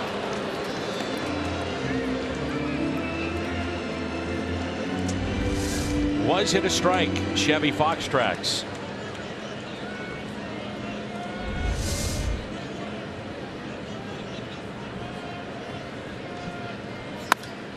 Base hit for Diaz, and again tying run comes to the plate. See, that pitch right there was in the red zone, the hot zone. You'd love that red zone. Tornado zone. It's like the big storm coming is red. Don't throw it in there. Don't get in the way of it. Now 7 hits against Arrieta. Kind of like that storm we missed last night. Kind of just slid right below us, and don't throw it down. Don't throw it down and into Diaz. So Travis Wood is up and throwing in the pen, the lefty.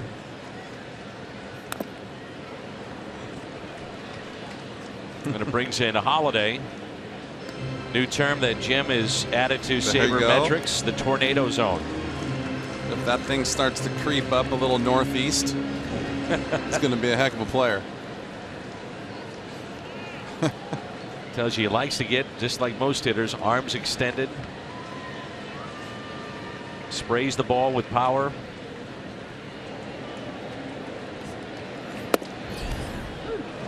That's the pitch that Matt was talking about earlier today before the game. It's just a really tough pitch for him. It's also the recognize that he was upset with twice in his previous at bat. Well, part of the problem is not knowing whether it was a strike or not without seeing the Fox tracks. But when he's coming across his body so much and he's throwing that ball at an angle to the outside part of the plate to a righty, it's almost impossible to swing at it, first of all, and it's hard to tell if it's going to be a strike or not. And so you're battling yourself. You're battling whether you believe it's a strike or not, because you know deep down in your heart that it's going to be a hard pitch for you to hit, let alone hit. First of all, swing at it, first of all, because you think in your mind it's a ball when it comes out of his hand. Second of all, then to hit it. He's also battling just 3 hits the last week and a half. Another part of this. He could tie it with 1 swing. Oh. Now Arrieta is saying, now hold on, that's been a strike all day. Well, maybe when Matt was scratching his bat and kicking the dirt, kind of got his point across. I mean, that can go either way right there, obviously. Did I say anything important right there?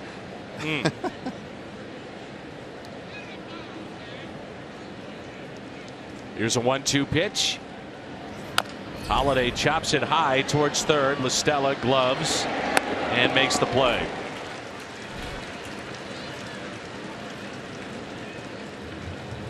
Puts a man in scoring position for Piscotty, who's hitting close to 470 with runners in scoring position this year. RBI single back in the first, walked and scored in the fourth.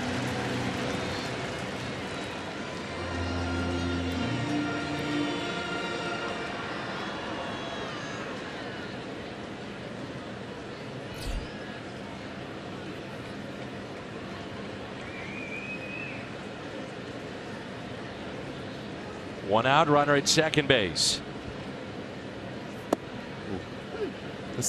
This could be a big run right here if they can push this across.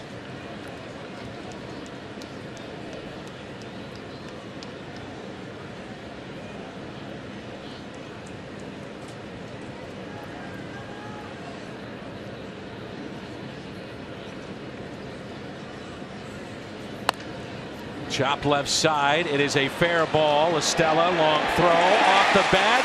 Everybody is safe.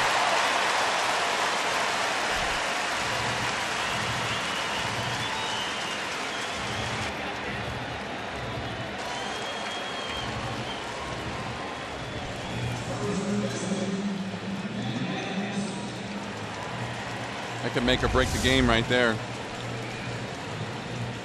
Estella goes and stops that ball from getting down the line. That ball's a double. There, we got a whole new ball game.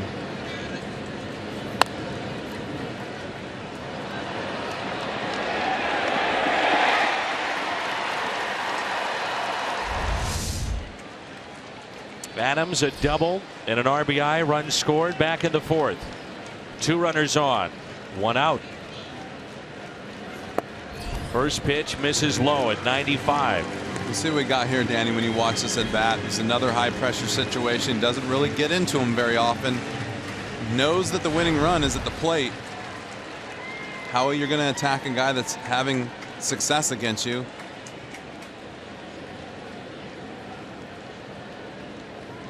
Love the base running there of Diaz to take third. 1-0 pitch. Big cut.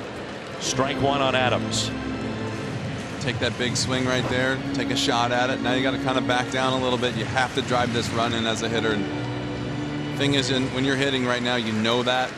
Put too much pressure on yourself, so you have to back down a little bit and just really try to put the ball in the air in the outfield somewhere without trying to do too much. Like I said, easier said than done, but really the mindset of what you got to do as a hitter right here. The 1-1. Change up, had him out in front. 1 ball, 2 strikes.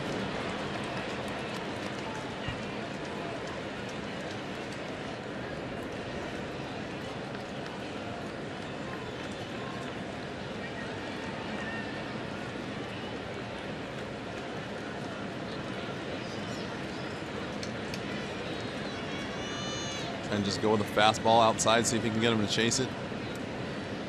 Here's a 1-2. Maybe a little bit for show. Maybe now come back with something soft, breaking, change up. That's the thing right here. As a hitter, you really know the situation. You're so amped up to get your job done. You've got to really pull back on the reins a little bit, make him still throw strikes, and really battle yourself with trying to do too much. The 2-2 pitch. Taken high for a ball.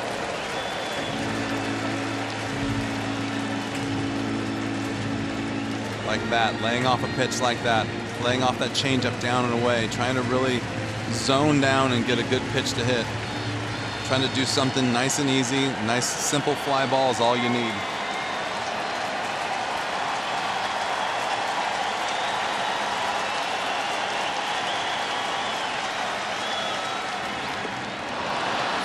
Got him. Big strikeout for Arrieta. Now there's 2 outs with runners at the corners. And Yadier Molina went with the changeup. Breaking ball a little bit, looks like. Looked like a changeup looking down on the field from here. Breaking ball on the TV, but it's right there is just who makes the mistake. If he takes that pitch, obviously Arrieta makes the mistake, bounces a curveball. But like I said, you have to respect that fastball. He already took the fastball high, probably jumped on him. You start thinking mentally, if he throws that ball in the zone, I got to be ready for it. Like I said, sometimes over amped up and really hard to lay off pitches like that. So with 2 outs, 2 runners on for Yadier Molina. See him chase many pitches up and in like that. Guys are trying to be aggressive in anticipation of a first pitch strike. You do that as a hitter, sometimes you lose focus of where the ball is and you're kind of just swinging on anticipation. 359 is average with runners in scoring position. And he's hit by the pitch.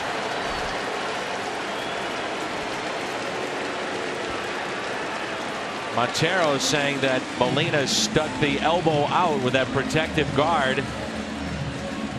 And Montero pleading his case to CB Buckner to ask for potential help. Well, I think he stuck his elbow out, but I think it was going to hit him regardless. I think it was a reaction as far as it's not like it's going to be a strike. He might have reached out there a little bit more than he thought, but that breaking ball, when it originally came out of his hand, I thought it was going to be up by his neck. And so he's probably anticipating it come back down. And it slowed down and broke a little bit more than Yachty thought. And now here's Grichuk, who has a home run and a base hit to right. Base hit could tie it here. Ooh. 95-mile-an-hour fastball for strike one. I'll take that right there. You see Grichuk swinging the bat, staying back and trying to swing the bat through the zone, but thinking about center field and right field right there, right center. Not trying to yank the ball down the line and being pull happy. Take that swing all day long.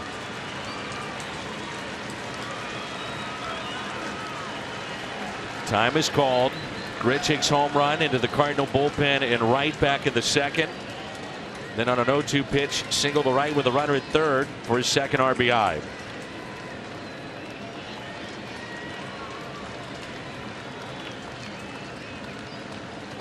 The 0-1. Arrieta this year with runners in scoring position. A 189 average against him. The Cardinals today 2 for 6. Joe Madden is screaming at C.B. Buckner. Rightfully so, I believe. Pretty good pitch. That's the thing. You get that pitch for 5 innings, 4 innings, and then all of a sudden, where is it? And now you got the bases loaded, and you're down, but you're up by 2 on the road, and all of a sudden the strike zone is starting to shrink. There's going to be some intensity coming pretty soon. Can they make him pay? The 1-1. 2 balls and a strike. And intensity meaning there's going to be some yelling out of that dugout and from the mound if he doesn't start getting those calls.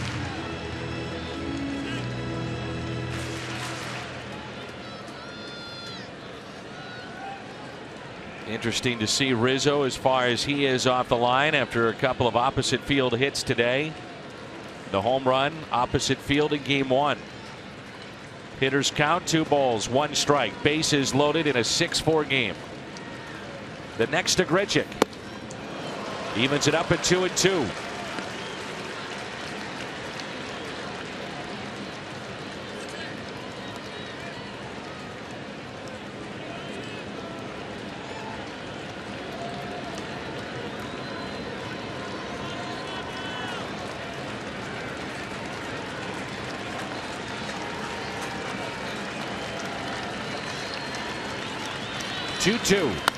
Pulled, gloved, throw to second and out. What a play. Tommy La Stella to rob Randall Grichuk. Takes the hit and at least 2 RBIs away. What a play. Tommy La Stella and Arrieta off the hook here in inning number 5. Robbing Randall Grichuk.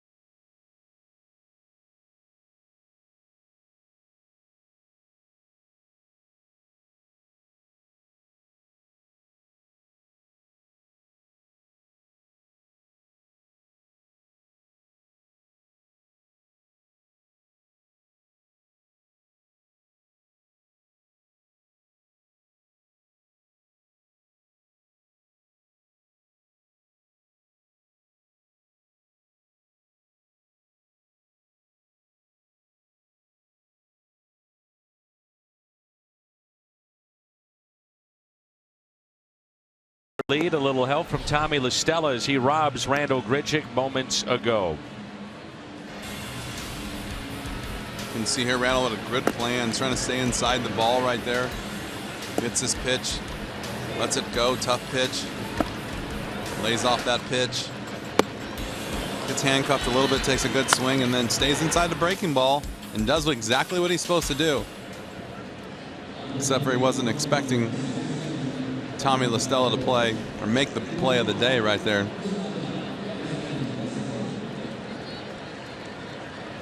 Arrieta's day may be through. Martinez's day is done. As Seung-Hwan Oh is our Chevy call to the pin. Addison Russell leads it off. Oh, his last 6 outings, he has faced 24 and struck out 12, including 2 the other night. 0-1 pitch.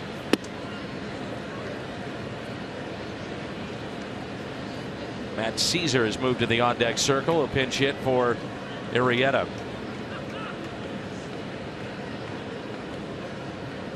The Cubs relief corps on the road has been better away from Wrigley. Opponents only hitting .172 against him. 1.99 ERA away from Wrigley Field. The 2-1 pitch is driven into center. 2 hits for Russell. The Hyundai pitch arsenal for Seung-Hwan Oh, who's off to a great start in his first year here in the big leagues.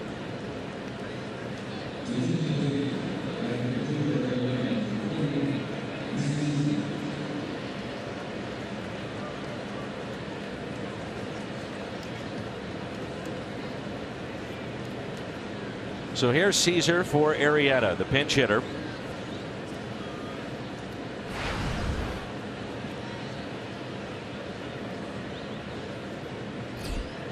Four for 9 with a couple of RBIs as a pinch hitter this year, and that pitch in the dirt.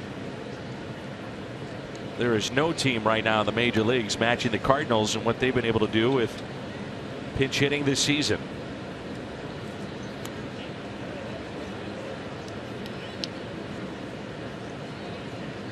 Did you get to ask Joe about his card? Sure did. I'm just waiting for the guys to show the card.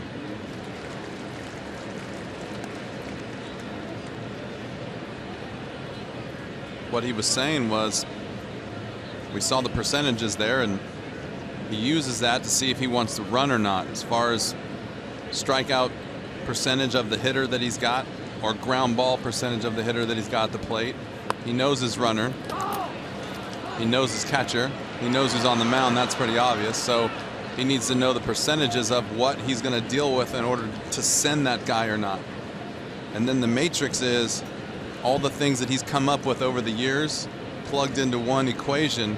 And he told me that the closer it was to 300, the better his chances are, or the better the situation is. So very interesting that, like we talked about before, is he's his own guy. He knows what he wants. He knows what makes his group of guys successful, and then the percentages with the Ks and the ground ball for him is basically to figure out if he wants to start the runner or not. So is that what the matrix is? The matrix was the percentage, which was like, it looked like an average, but he specifically told me it was not an average, and it wasn't a normal percentage of what you would see like runners in scoring position or anything. It was his own personal description of something. He wouldn't tell me. I really didn't care. It didn't matter. I know he's got a lot of things going on, and he's always been a little bit off the grid in his thinking. What was important to him wasn't always necessarily important to the game of baseball, but what he liked to use to make his team successful. So the matrix then could be whether we steal bases, whether we hit and run. Well, I think it had to do with just percentages of contact and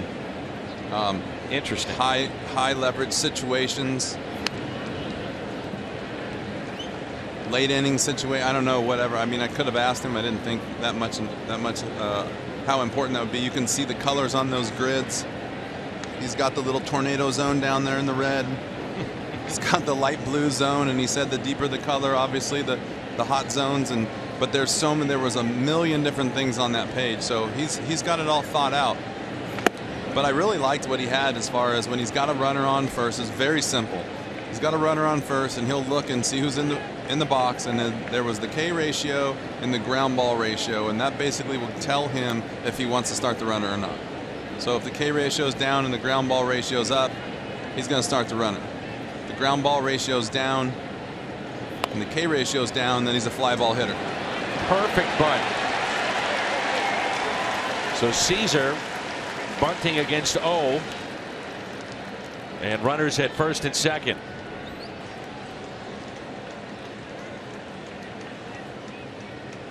Caesar, the pinch hitter for Arrieta.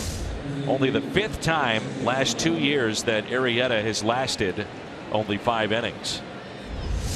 Couldn't place that any better. Nope. Probably not expecting the bunt right there. Good job by Caesar, really. Here's Fowler, runners at first and second. This game has had a little extra intensity here this afternoon. Cardinals able to chip away at Jake Arrieta. And now Fowler bunting. It's in the air. There's Molina. There's an out. Big out.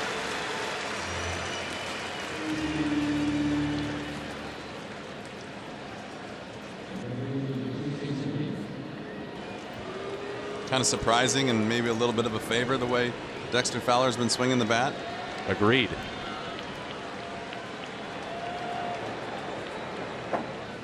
Hayward is grounded out to second. And an RBI double that scored 2 off the bag at first base in the second inning and struck out in the 4th.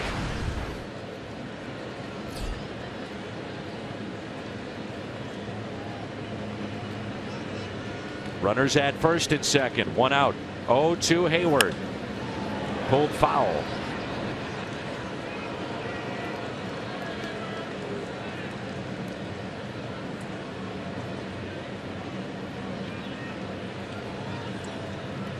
Boredom over there too.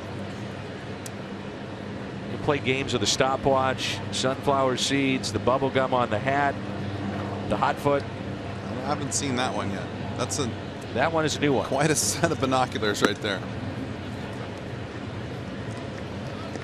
Usually though it's never with the starters, meaning the position players. It's bullpen guys or the starting staff that's not throwing that day. I'm willing to bet he's going to put that down here pretty soon. He's going to be looking to get in this game.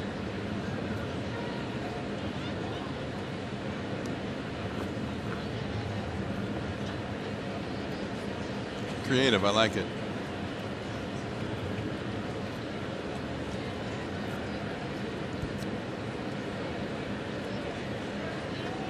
A shift on here for Hayward. 1 ball, 1 strike.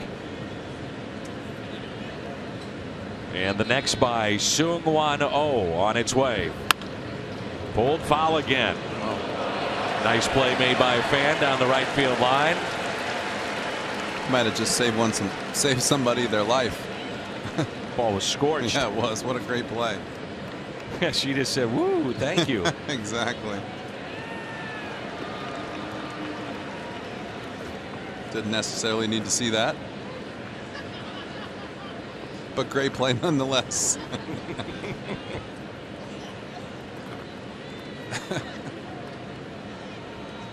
Here's a 1-2. Fowler. He went down with the bunt, and now Hayward goes down with a swing and a miss.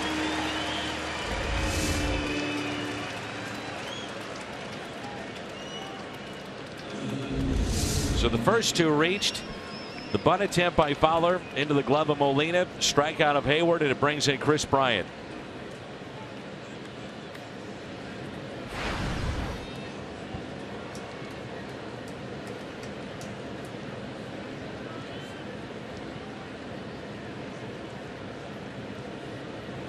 And Bryant takes strike 1.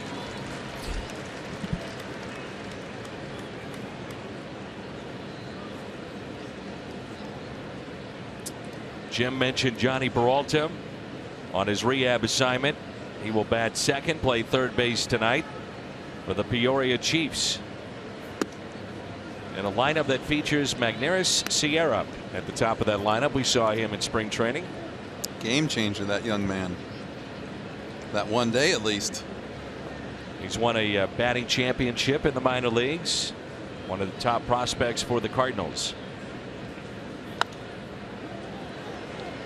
That's hit out of play.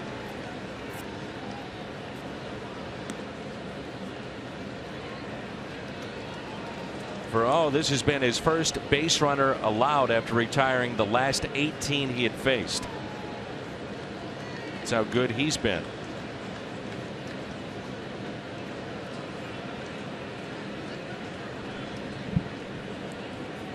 And the 1-2 pitch to Chris Bryant.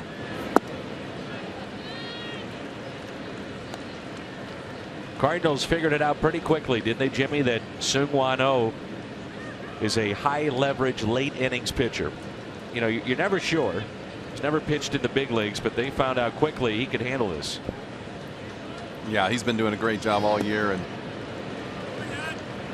he's in here in the 6th inning, but yet this is getting this situation where the 6-4 game and a lot going on. You got to figure out a way to stop the Cubs from scoring and get back in this game. But yes, he's come on and done a good job this year and proven he's worthy of any task that they throw at him.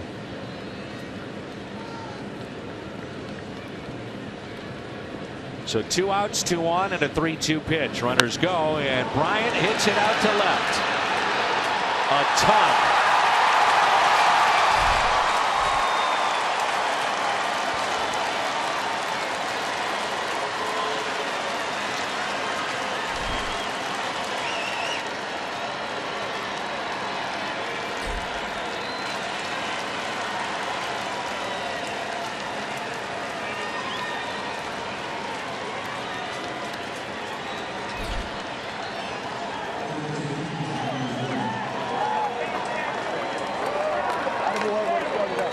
Home run for Bryant.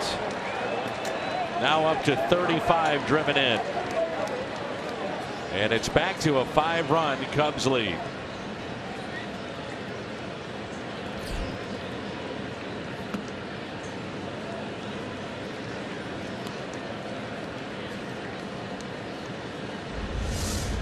Talk about Chris Bryant's short swing all week. Look at that. Nothing. Just get the bat on the ball. See what happens. First home run allowed by Seung-Hwan Oh. He gets such great carry and lift with that swing, and a no-doubter over the bullpen in left. It's taking the air out of this ballpark. Joe Madden lifted Jake Arrieta after 5 innings, 7 hits, 4 earned, and 93 pitches. ERA sits at 1.73. Chris Bryant on a 3-2 pitch. 3-run homer for the young third baseman of the Chicago Cubs. 9-4 Cubbies.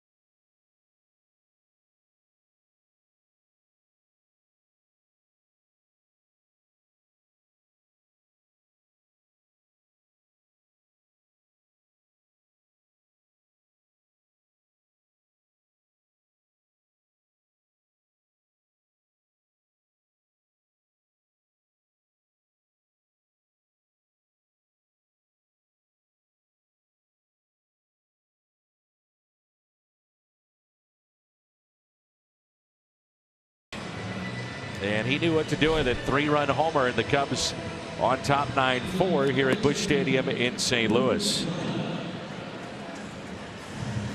Young man has tremendous power. His 10th home run now is driven in 35. Little slider didn't really break. Threw it right in the middle of that tornado zone. Probably my fault for saying he's been doing a good job. His first mistake of the year. Oh, you don't believe in those jinxes? I know, but everyone else does. Turns into a 3-run homer. I'll take the blame. Not your fault. Here's Tejada. Hazelbaker's grabbed a bat. He'll pinch hit. Then the top of the lineup, and the first pitch, a strike. Cardinals were inches away from at least tying the game on the great play by LaStella off the bat of Grichuk.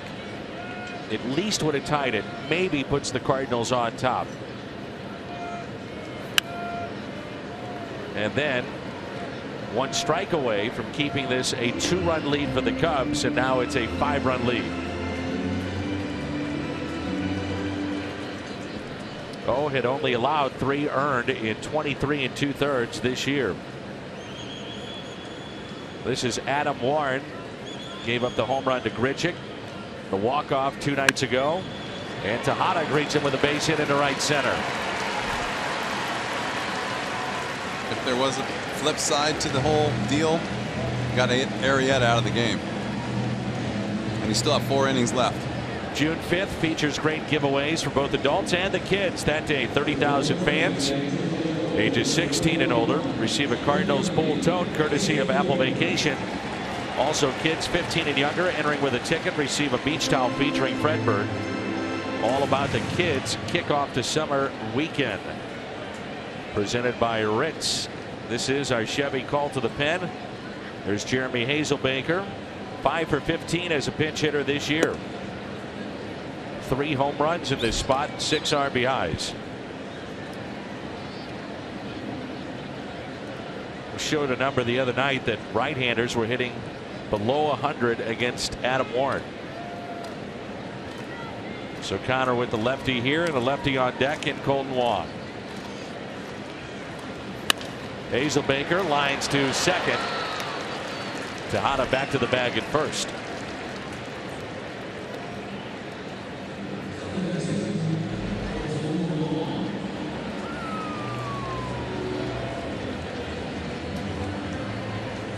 Colton Wong, a single to right back in the first. Grounded out to first. And then on a 3-0 pitch in the 4th with 2 runners on. Flied out to left. 1 for 3 on the day.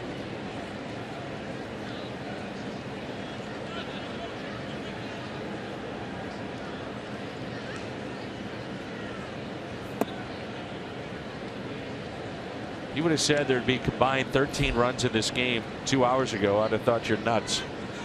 I am. You thought 2-1, maybe 2-0. That's what I was thinking. I was thinking the same thing, especially when the Cardinals scored in the bottom of the first. Wong, the fly ball out to right. Hayward back with room and makes the catch. There's a lot of game to play still. I'm telling you.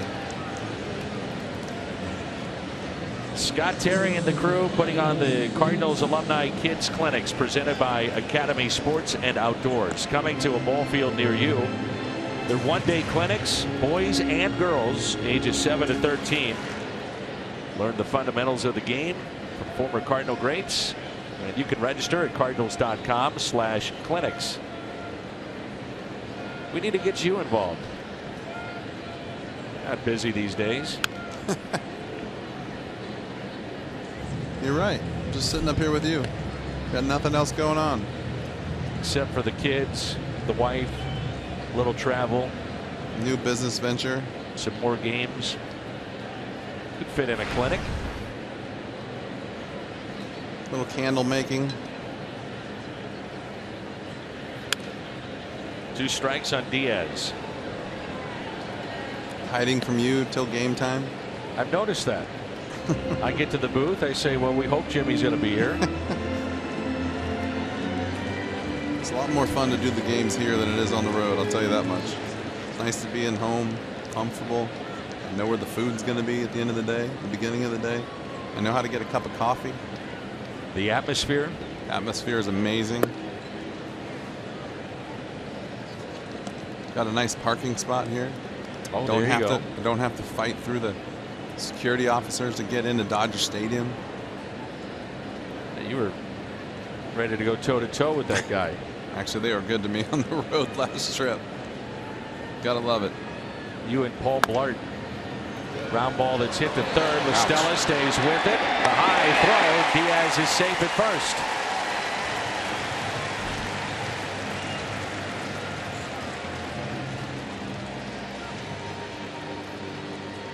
So Diaz is aboard.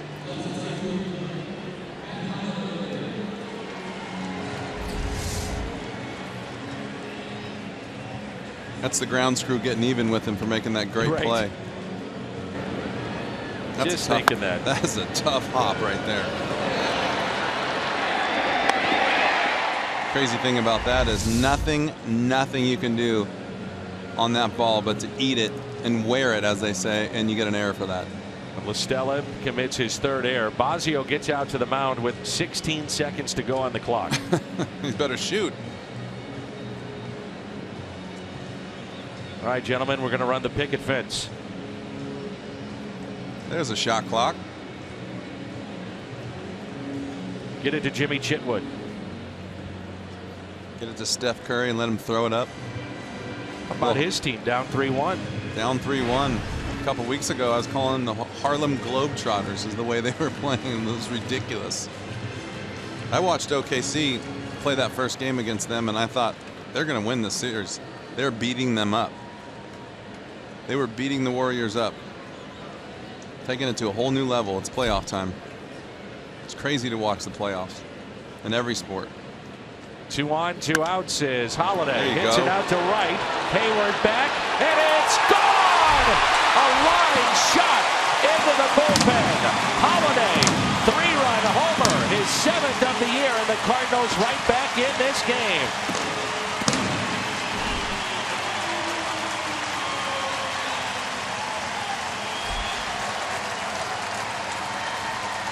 Long way to go, my friend.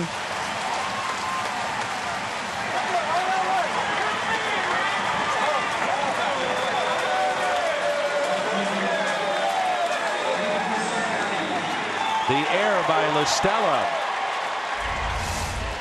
Advancing the inning to Holiday with our Nissan drive of the game.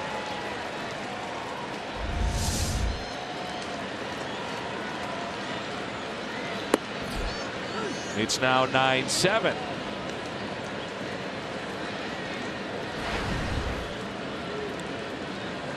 And Warren has given up his 2nd home run in this series. That is so vintage Matt Holiday, too. You know, I was watching him hit against Arrieta just because I spoke with him before today. And basically, when you're facing a guy like Jake, you just kind of have to figure out a way you're going to attack him. And I was kind of hoping he would be able to get inside the ball, and had some tough at-bats. And it's nice to see he right there stayed inside the ball and got rewarded with a home run. The crowd back in this game, too. 9-7, 3-run homer by Holiday. He's now up to 24 driven in. We head to the 7th.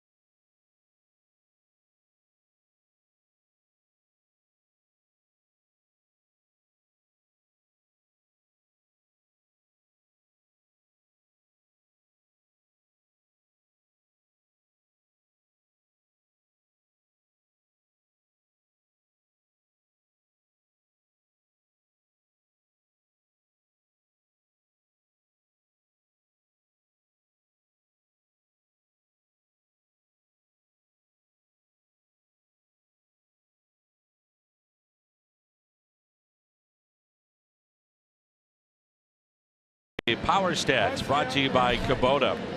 Cardinals another home run.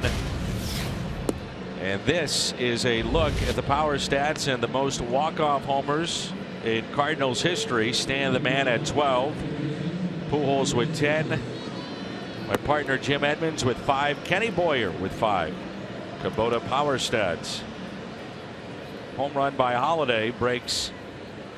Tough stretch for him. 3 for his last 36. Chevy called to the pen. Takes us to Jonathan Broxton.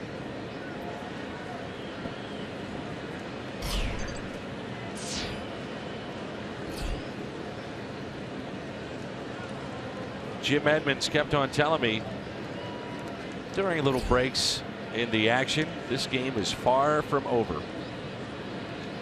Still have 3 innings to go. Here's Ben Zobrist, and there's strike 1. So much for our pitchers duel, as you said.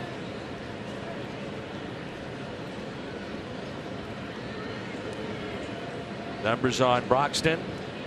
Zobrist, couple of hits today. He has been red hot. 19 for his last 43. Now riding a 12-game hitting streak. He will turn 35 tomorrow. Reached base safely in each of his last 31 starts going back to April 18th.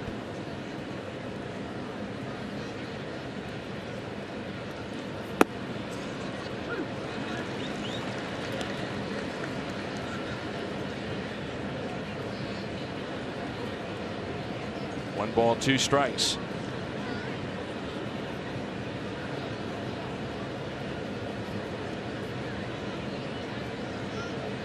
Yachty staring at Zobrist, make sure he's not peeking.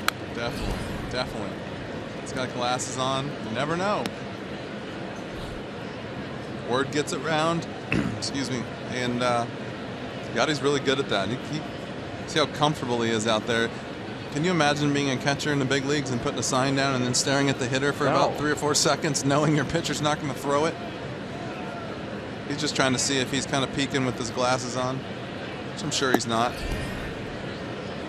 Little things like that get around the league, and when you're watching videotape, pitchers could be watching videotape and seeing his head move back and forth, and then word gets around the clubhouse right to the catcher, and then they're told to make sure that nothing funny going on. Still watching Zobrist, the 2-2. He's the best, isn't he? You see how quiet he's moving behind the plate too, not to give anything away. Location. I know for us up here in the booth, or even the fans, you watch Yadier Molina. I'm curious, as a former teammate, great player, Gold Glover like yourself. You know, did you guys watch him in awe too and say, this guy is unbelievable? Well, you know what you have in front of you, basically. I mean, I knew he was unbelievable, but it's fun because when you're playing defense and there's a guy on first base, you pretty much know that they're going to run themselves into an out if they try to steal.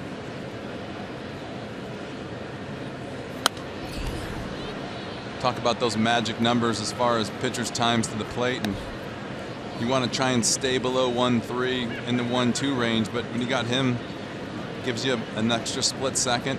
Pitcher can be more confident in making his delivery and throwing his pitch that he needs to instead of trying to rush all the time. And when you don't have a guy like Yadier Molina behind the plate, you got to be below 1.3 in the 1.2 range.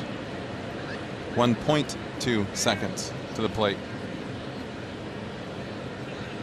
3-2 pitch to Ben Zobrist. Boy, he is smoking hot right now. What a series he's had.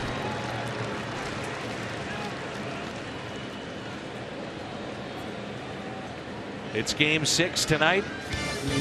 Blues and Sharks. After the game, switch over to Fox Sports Midwest for our post-game coverage. Missouri Lottery Blues Live post-game on Fox Sports Midwest. Game 6, Blues and Sharks. Can't imagine what this town would be like with a game 7 to go to the Stanley Cup final. Wow. Love to see it. I'm gonna see it if it happens. You're going. I'm gonna sneak in if I have to.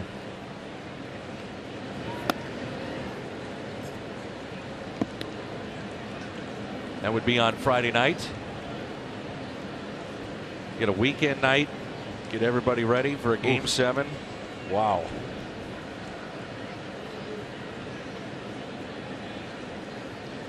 Leadoff base hit, Zobrist.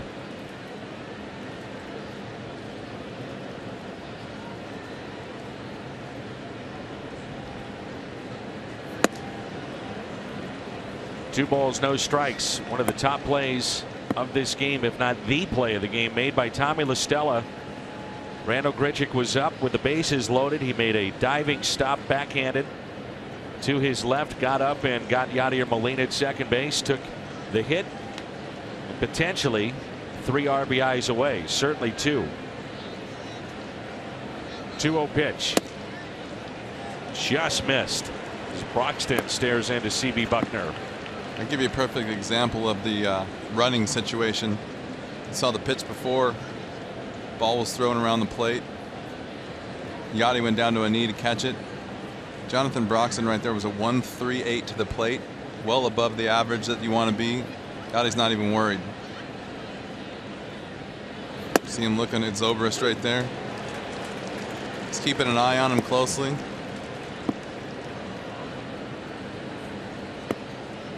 They'd be smart not to run.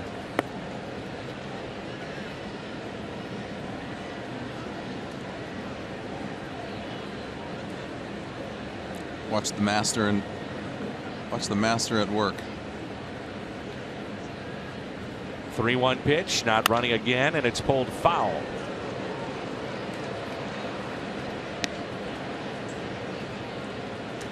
Keeps on checking on Ben Zobrist down at first base. Checking to see if he's giving something away. See if he's going to run. Even to the eye, if you watch Jonathan Broxton throw, he's got that big leg kick. No, he's probably a little bit slower than the average, so Yachty's got to be alert. Take a look here and see if he runs. He is running on 3-2, and the pitch is hit out of play. And still Yachty the confidence to go with something other than a fastball in a running count. He's not worried. He knows he can get the ball and get rid of it as good as anyone and throw the ball on the money. And that's throwing the ball is as important as catching it and getting rid of it, because he pretty much throws the ball on the money every time. And when he does it, he gets it there so quickly that plenty of time to make a tag. I think I've been watching, now that Yachty's been watching Ben Zobrist, I've been watching him lead off first base, and he's been doing a really good job of really not giving anything away. It looks the same every time. And that's what Yachty's looking for. Running again on 3-2, taken low. So a single, now a walk, and some trouble for Broxton. Want a great deal on Cardinals tickets? Fill up at Phillips 66 with 8 gallons or more now until September 29th. Receive up to 50% off on a pair of tickets to a Cardinals home game. For more information, visit cardinals.com/Phillips66.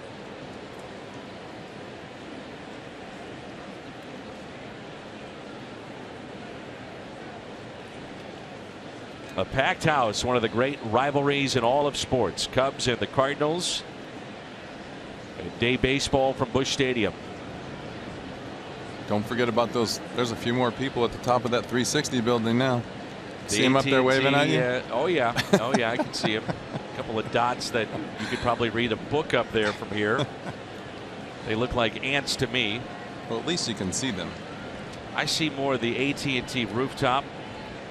Folks filled up those seats as well across the street. And that pitch taken in, 95 to Miguel Montero. What a cool spot over there, huh? A lot of fun. Cardinals Nation. Rooftop up there.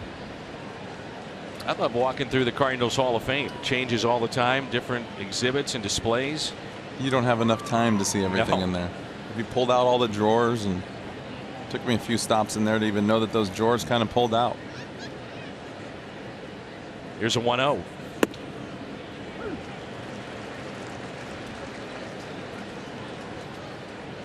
There they are, see? How do you see those people?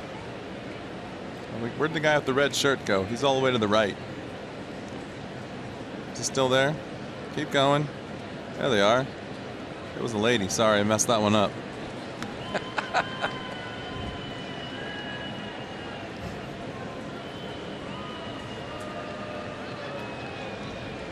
He saw the red shirt. Sorry. It was a 50-50 chance. I think they switched.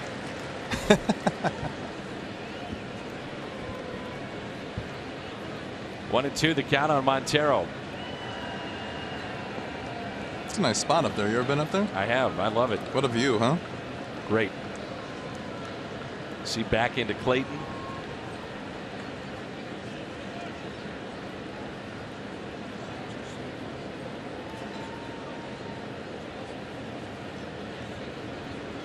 Here's a 1-2 pitch. Instead of check on the runners.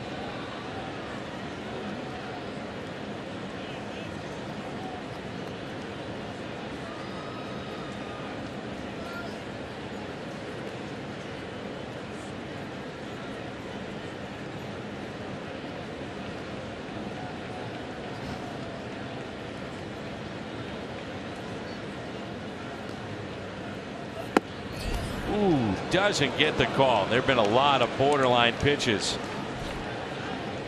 that have not gone the way of either Arrieta or Martinez and now Broxton. Ball's just a bit off the plate. Just a bit.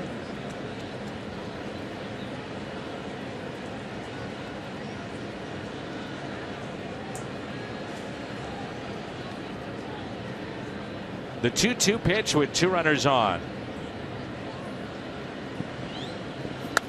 Fouled away. Well, Broxton, even after all these years and closing games out with Cincinnati and Milwaukee, many years with the Dodgers, still throwing hard. That last pitch at 97 from Jonathan.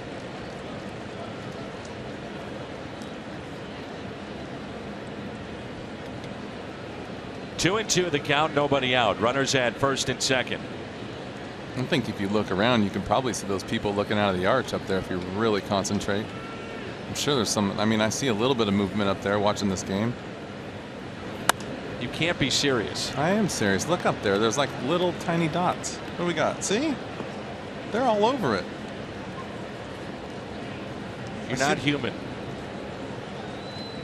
Does that guy have a Rolex on? I'll tell you what, one of the coolest things in this city, still to this day, every time I drive down right in front of the arch and look up, I take pictures of it all the time and send to my kids, and they're like, are you still sending us pictures of that arch? I love it. I think it's the neatest thing. The 2-2 struck him out. You're always taking pictures, by the way. We got here, there's a little bad weather. You started taking pictures of that. Then it cleared up. Oh, let's take another picture. I'm documenting life.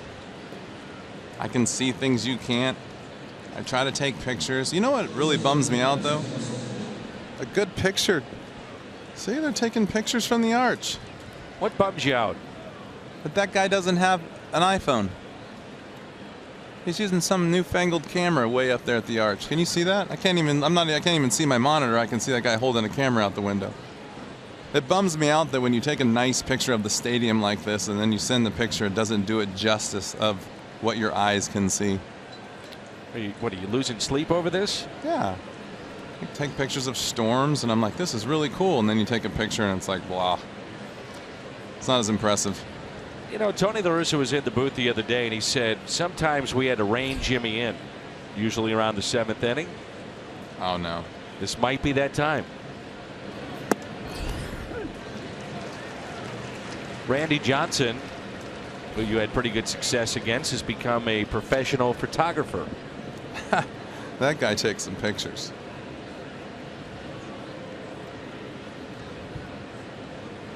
They say, and I was talking with Bob Brentley the other day when we saw Arizona, and he said he is a completely different individual. He said, I can't believe how talkative he is, how nice he is, engaging. As Addison Russell hits it out of play, and you and I were saying before the game how wrapped up guys are, understandably, in their careers to where once they're done, they're different people. Well, first of all, I hope so, because he was such an intense competitor, but that reminds me of La Russa when he's not watching baseball. Totally different guy. Baseball, I told him, was getting in the way of his personality for a while there. I'm sure he loved that. He laughed, at least. That's a first.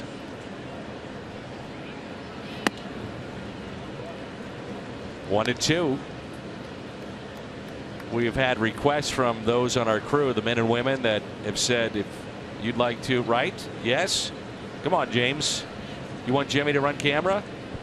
Why not? Come on down. You'd be up for it. I'll check it out. He's got to come up here and try to explain what's going on the field, which I'm sure he can do. Inside. James just said absolutely not. I feel like every time Jonathan Broxton goes out there, he's getting stronger. I thought last year a little bit, I was watching his velocity was in the low 90s, and then it kind of crept up, and then 96, 97 right now. Keycapper has been throwing in the Cardinals pen. 2 balls, 2 strikes with 2 on. Broxton would love the double play. Pitch number 27 of the inning.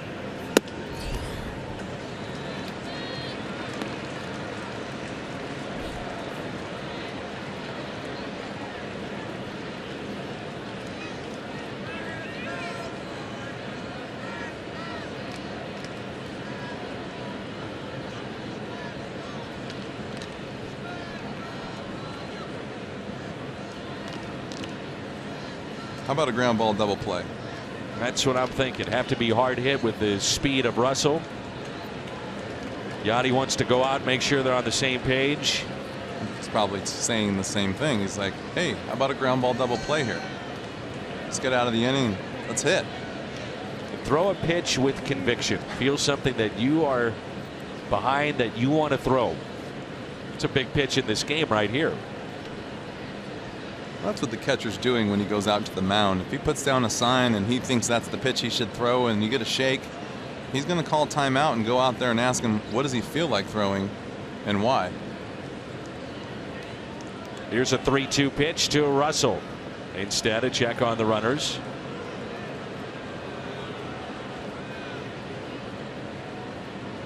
Inning started with a base hit by Zobrist. 3rd hit in the game. LaStella, his 2nd walk. Strikeout of Montero, and the 3-2 pitch. Got away with it. See, the more and more the game gets tighter and longer the game goes, you see a little bit more conversation between the catcher and the pitcher.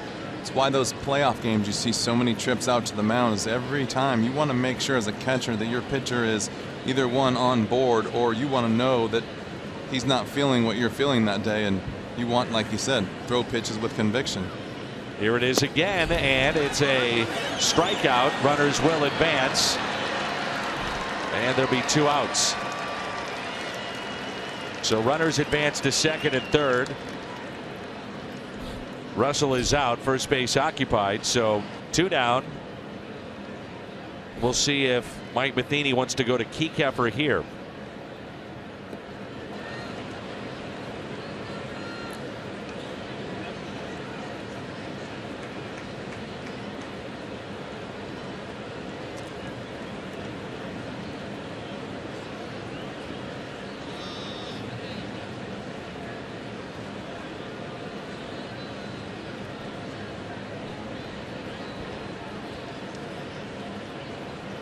Shot clock is under 10. Inside to Abdul-Jabbar. Skyhook. Lakers back on top. Good call. Thank you. I know it's your pet peeve, the shot clock in baseball. 30 seconds. Manager steps out onto the field. The minute that he steps out, and I've been trying to really pay attention to this. If they start the clock when he steps out, which is when they're supposed to, or when he gets to the first base line, which gives you 5 to 10 more seconds. And right now, they're not really enforcing it either. Notice more and more the meetings on the mound are getting longer and longer and longer. Here's Javier Baez. 2 outs, 2 on. Baez the pinch hitter against Jonathan Broxton.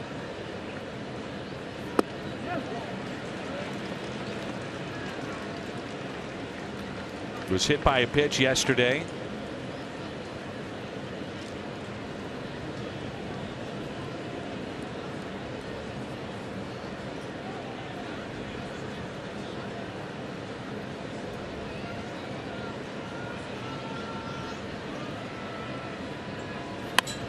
Hung it, hit into center. And Broxton a scoreless inning.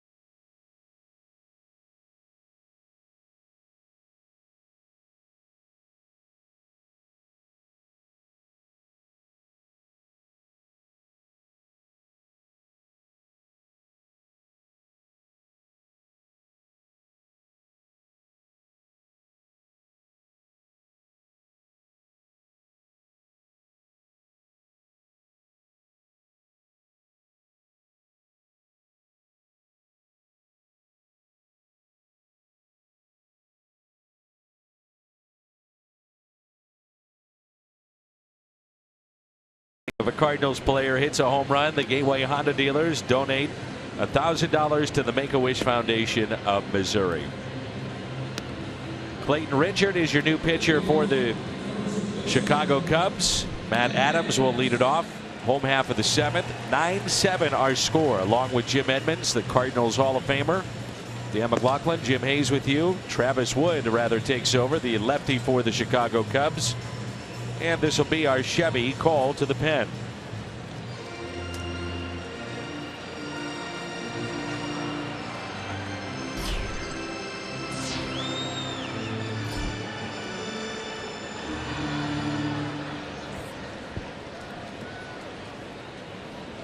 We are in the 7th.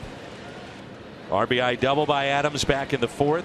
Key strikeout was in the 5th for Arrieta with runners at 1st and 3rd. Only 1 out of Adams, and the first pitch is fouled back for strike 1.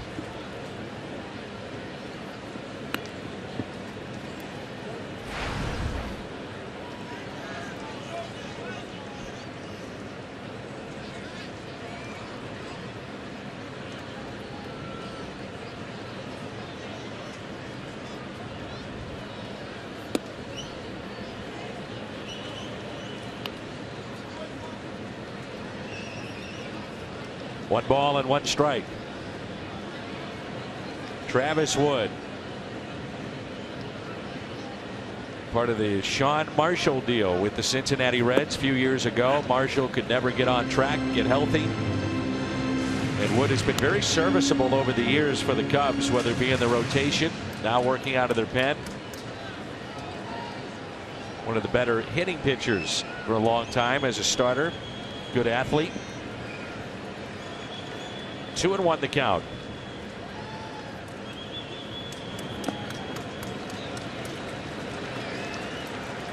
Three and 1.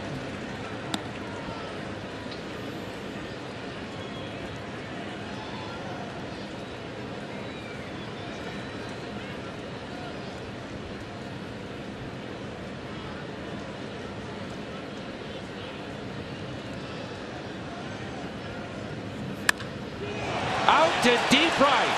Adams, a long home run. The Cardinals within 1 run. And the big man is starting to hit.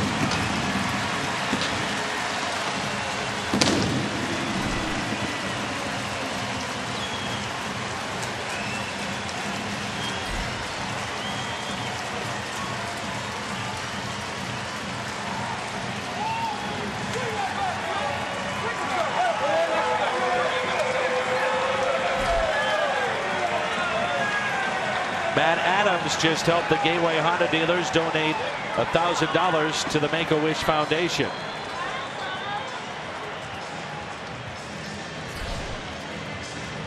He also just got a little extra water to the eyeball. Don't hurt him. Please don't hurt him. Does a good job of working the count against the lefty.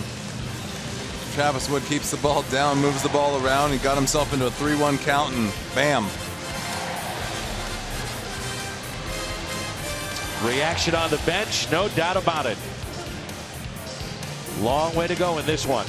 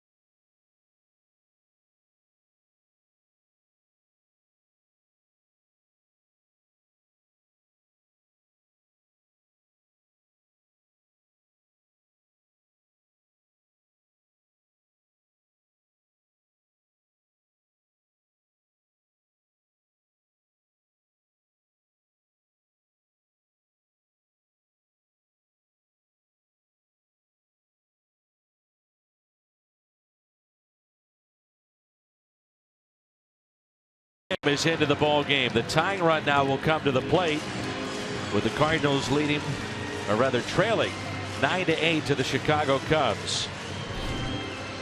Grimm had been up a couple of times in the Cubs pen.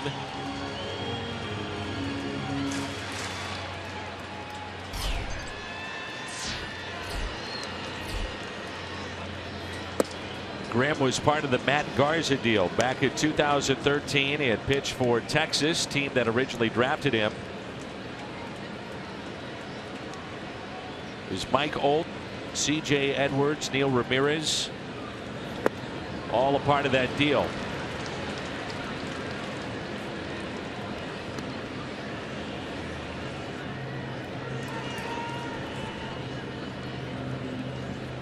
Molina 2 for 5 against this right-hander. He's been hit by a pitch today, pair of groundouts. 9-8 Chicago here in the home half of the 7th, and an 0-2 pitch to Yadier Molina. Puts it in play to short. Russell, one away.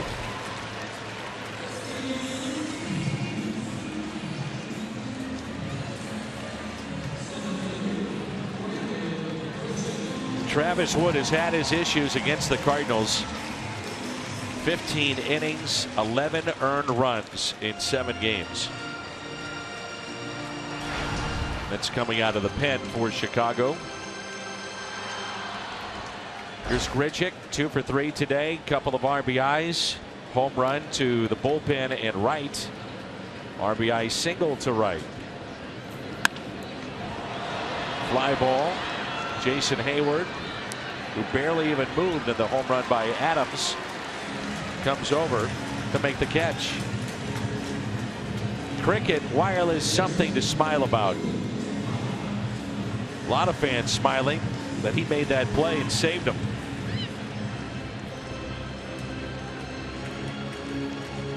And a curtain call. You better watch out. You know what happened to the third baseman when he made a good play. The next one's a bad hop. Boy, you're just bringing up bad news. Here's Ruben Tejada. Looks at a ball low.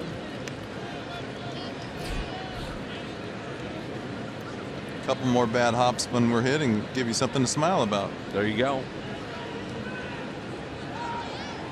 2 outs, nobody on.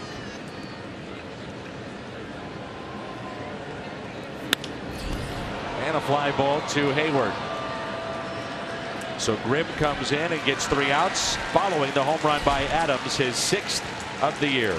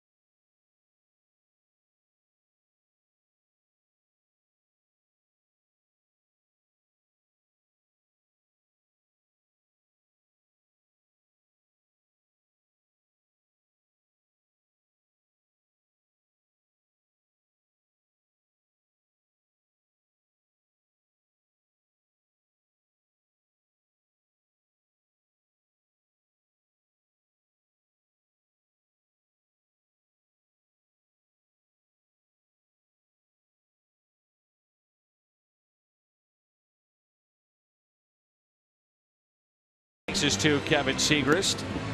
We are in the 8th of a game that we thought would be a pitcher's duel. Fowler, Hayward, Bryant coming up, and it's 9-8. Chicago leading St. Louis in a game that was started by Jake Arrieta and Carlos Martinez.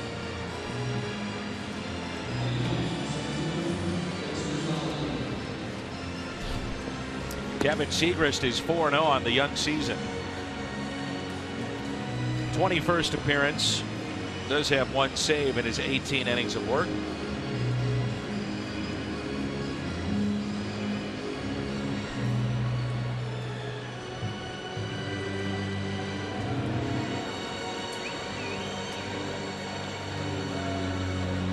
Rain has stayed away here at St. Louis. Jim Edmonds, Dan McLaughlin, Jim Hayes with you. Rain, Wayne, go away. Yep. Looky here. Looky here, we've got a baseball game. The switch hitting Dexter Fowler looks at a pitch high, and we're underway here in the top of the 8th. What I'm sure has been a long afternoon for the man behind the plate, Yadier Molina.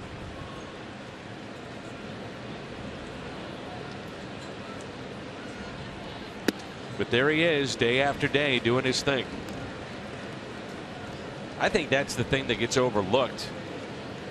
You talk about the great arm and what he does to a running game, but his durability and the fact that he's there to answer the bell every day. And you know he doesn't feel good. How can he? Wow. No. And you know what? There's probably not a whole lot of guys on that field, regardless of which person you point at, that feels good on the field right now. Mike Matheny screaming from that dugout. Molina looking back at Buckner as if to say, you got to be kidding me. They should be. And that's a ball. Yachty's going to talk to him right now, I'm sure. I love when they just say, it just wasn't a strike. And you know it was. Everyone knows it was. Well, the other thing to think about this is those two talk. You know, Yachty or Molina can go back in and go to Chad Blair, the video team, and say, look, is he missing a lot of these pitches? Where are we at with this? Well, the thing that happens is there's guys upstairs watching TV at all times. It doesn't matter if they're listening to us or Mike Shannon, but the game is on. And they're yelling out of that locker room whenever there's a pitch missed that badly. There's frustrated pitchers up there. There's frustrated hitters up there. There's been pitches called balls that are strikes, strikes that are balls. There's somebody up there not happy. Someone had a long night, long morning. Someone's screaming out of that locker room down that hallway that Mike can hear when pitches like that are called balls. Here's a 1-0 pitch to Hayward. Chop to second. Shovel pass there on to first. Double play.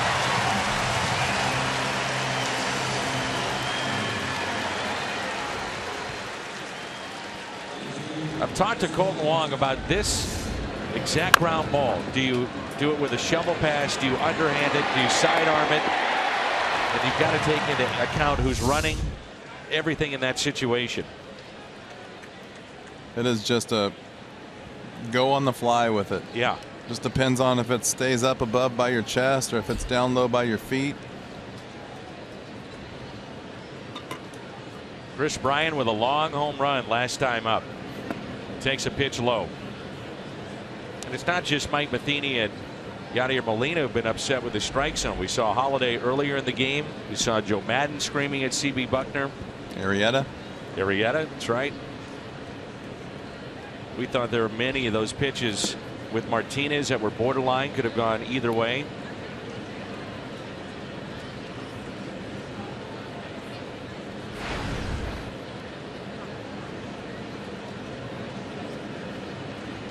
Trying to get Martinez off the hook today.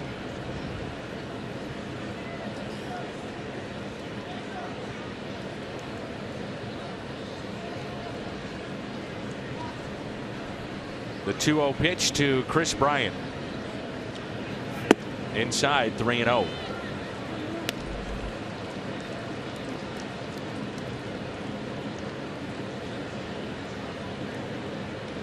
Starting to cool off a little bit here at the ballpark, and the wind is picking up. It's usually not a good sign. Outside, and Bryant walks, brings in Rizzo. If you can't watch the games on TV, you can now stream games live on your mobile device. Just go to your app store, download the free Fox Sports Go app, log in, stream the Cardinals wherever you go.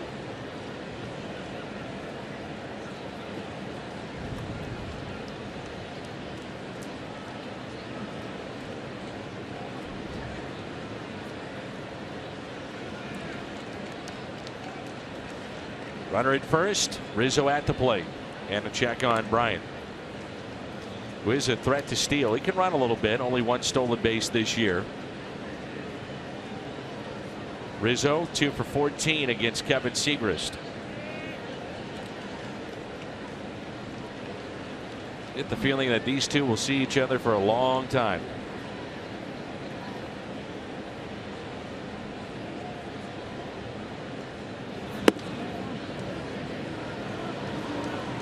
See Kevin Segrist right there. Same kind of pitcher Jake Arrieta is. Stepping across his body. Makes it a little easier on the lefties because he's not on the first base side of the mound, but big, tall lefty. Cross-firing. Stepping across his body and can throw the ball on both sides of the plate with velocity. Makes it tough on a lefty. Nice play by Adams with the fair ball to take a hit away from Anthony Rizzo. We move to the bottom of the 8th. 9-8 Chicago.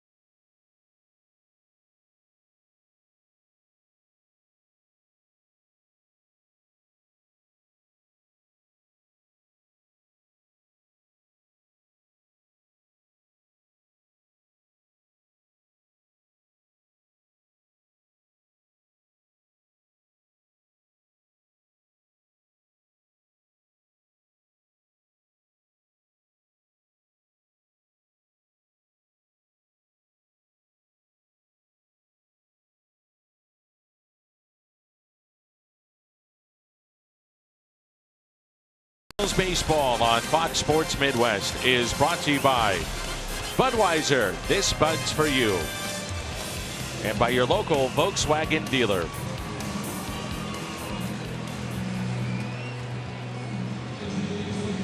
Cubs in this series, their bullpen 5 1/3 and 7 runs allowed. The previous 11 games, we talked about it going into game 1, just how good the bullpen had been. 30 2/3, only 8 runs. Chevy called to the pen, takes us to Pedro Strop. Hard throwing right-hander Brandon Moss off the bench for the Cardinals. It's 9-8 Chicago. Moss is 4 for 14 as a pinch hitter, 2 home runs, 6 RBIs.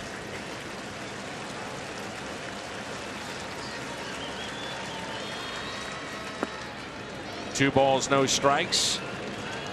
Strop used the quick pitch that time. Some believe that should be banned in the game.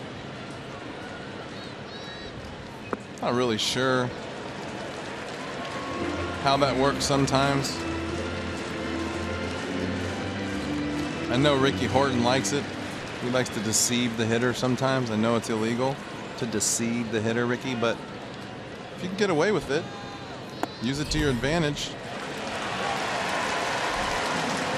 Problem is, when you're in a 1-run game and you kind of throw that in the middle of your windup and you walk the guy, it might make the manager just a little upset. Start to rush. Don't get into a rhythm.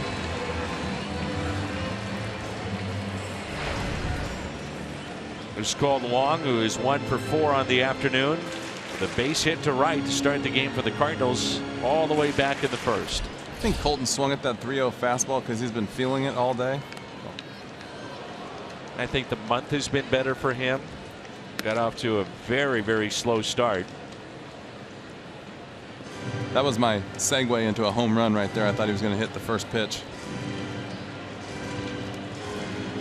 It's TV talk for leading into something. Or one of those things you can ride around the city on. Been in TV for 2 weeks. I know. Wong with a high fly ball near the line. There's Hayward. But I can't forget about all your work on the pre and post over the years. Well, Danny, actually, I've been on TV since the first day I got to the big leagues. Is that right? Been on TV. That's true. Big breaking ball and out number 1 off the bat of Colton Wong.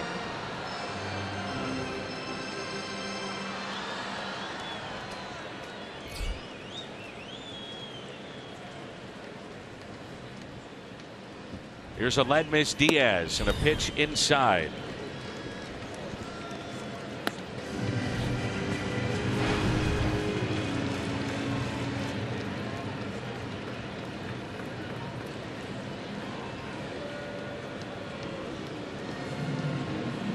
Chris Bosio, the slow walk.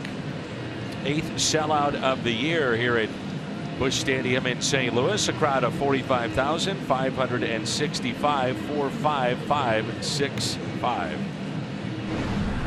Like you said, on a Wednesday afternoon. Not bad. Nice job, people. Cardinals are trending towards 3.5 million. Was it 3.4? Now they're talking about 3.5. I wonder if they count those people up there in the arch. If they throw them in. They do not count. Should be able to count everyone. They're all watching. Here's a 1-0 pitch. 1 ball, 1 strike on Diaz. He scored 2 runs. That does count. The AT&T rooftop over at Fox Sports Midwest Live at Cardinals Nation.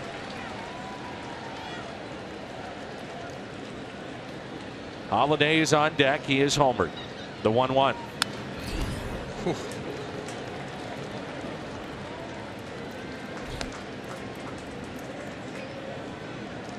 Ledmus Diaz has only struck out 15 times this year.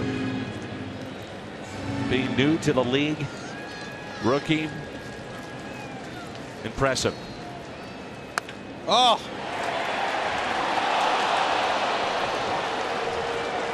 Jimmy. I'm cheering. Jimmy.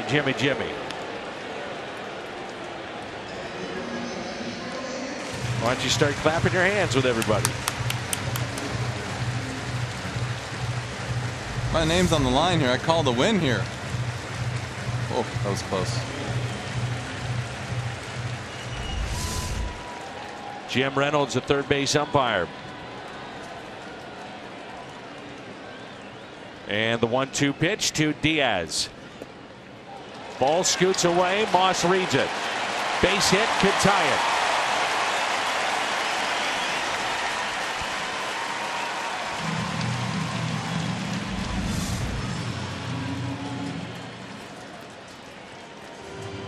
Good try by the catcher, but you see Moss being alert right here, and that's what we talked about before with Dave McKay being at first base in that last series. First base coach always telling you, hey, be aware of the ball in the dirt so you don't fall asleep. And Brandon Moss did a great job right there of advancing on a ball that didn't get that far away. The 2-2 to Diaz. This is only the second time this season the Cubs have allowed 8 runs in a game. Most they have allowed was 13 back on April 23rd in Cincinnati. Nasty pitch there by Stroh. Holiday, an opposite field home run. A 3-run shot back in the 6th. The tying run in scoring position.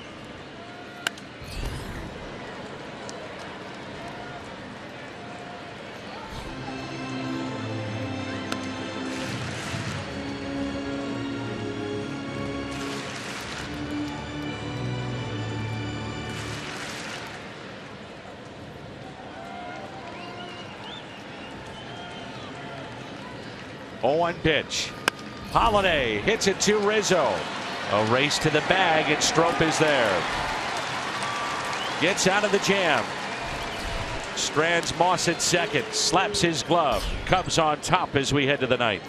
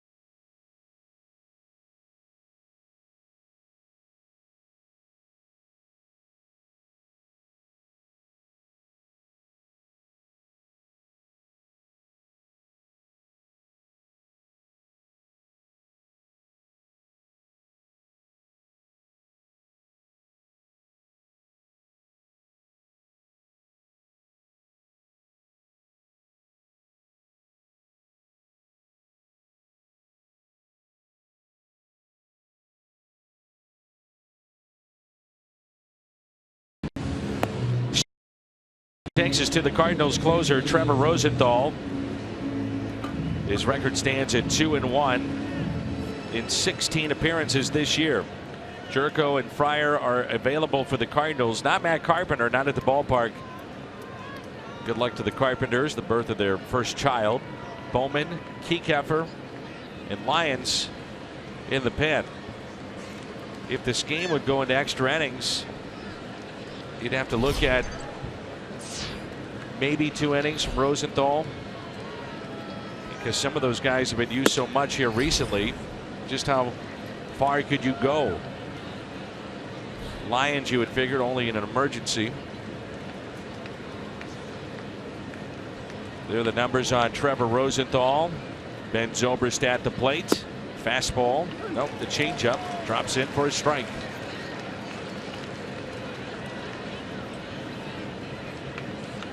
Curious to see if really wants, or what you really need out of your closer right here. You really don't want him to have to go out there for 2 innings. But you're always trying to win the game. Of concern this year for Rosenthal, the walks. He's got 12 in 15 innings. Had him out in front with the changeup.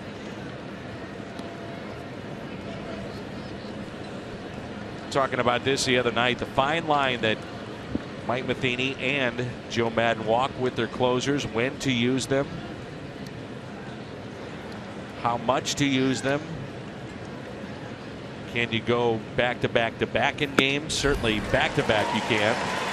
There's a strikeout to start the 9th inning. Plaza Tire Service replay. Some high heat. Good old-fashioned fastball right there. 32 games for Trevor Rosenthal against Chicago. Record of 1-3. This is Soler at the plate. But his last 14 games against the Cubs, no runs allowed in 15 innings.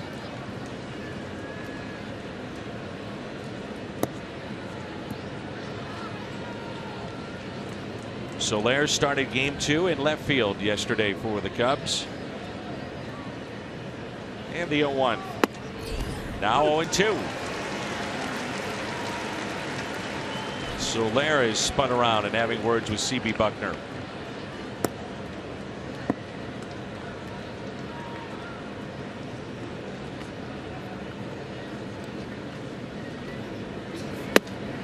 Two strikeouts to start the inning for Rosenthal. This copyrighted telecast is presented by the authority of the Cardinals. It may not be reproduced or retransmitted in any form. And the accounts and descriptions of this game may not be disseminated without the express written consent of the St. Louis Cardinals. Looking ahead to the bottom of the inning, St. Louis will have Piscotty, Adams, and Molina due up.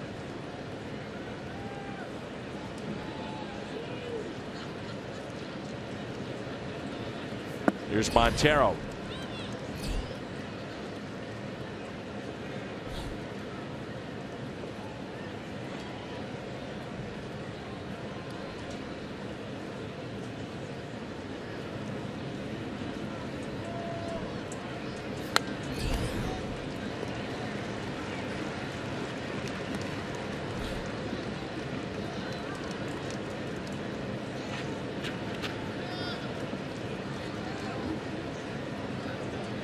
Hector Rondon is the closer of the Cubs. He has 7 saves this year. Right-hander for Chicago getting loose in their pen. 1 ball, 1 strike on Montero. 1-2. I just love it when he grabs the ball and throws it. Everything's compact, moving right towards the zone, throws downhill, just jumps on the hitters. Got a good rhythm going. You'd love to see the efficient inning too. Could be an 11 pitch 9th inning. And on that 11th pitch, it's a ball high with a changeup. Isn't that something? 88-mile-an-hour changeups.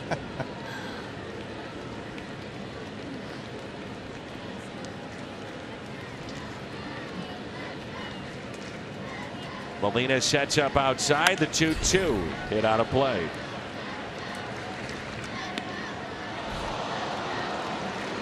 You know, you want to keep that change up between 9 and 12 miles an hour off your fastball, so 88's good. You're throwing 100, 101, 98, 97. Not too many guys get that. Nope.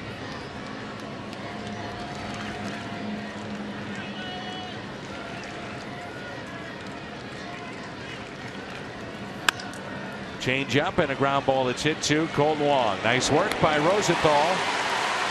13 pitch inning. Piscotty, Adams, Molina due up for the Cardinals. Can they work some more magic? Monday, it was a walk-off homer by Rando Grichuk. The Cardinals down by a run this afternoon. Big bats coming up.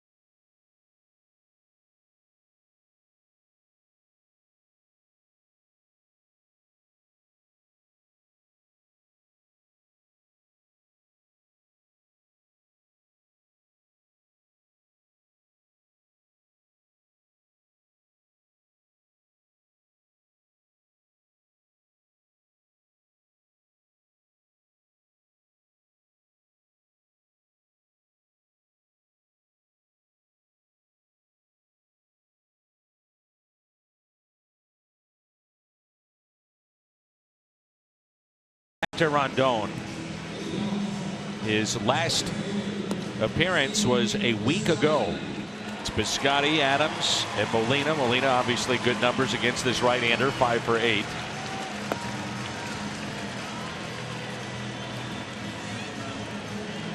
His career was 6 days rest. Is an ERA of 2. Closers usually don't get that much time off. So we'll see how sharp he is here. Most RBIs 7th inning or later. The Cardinals at 101 as they have added to that total. 1 run in this ball game after that 7th inning. A home run by Matt Adams. This will be the 25th appearance by Rondon against St. Louis. Strike to Stephen Piscotty. This strike zone is everywhere. Wow. He's 9 for 9 in save opportunities against the Redbirds. 0-2. Good example of the strike zone floating is that first pitch probably a ball, but then the second pitch maybe a ball, but Piscotty feels he's got to go at it.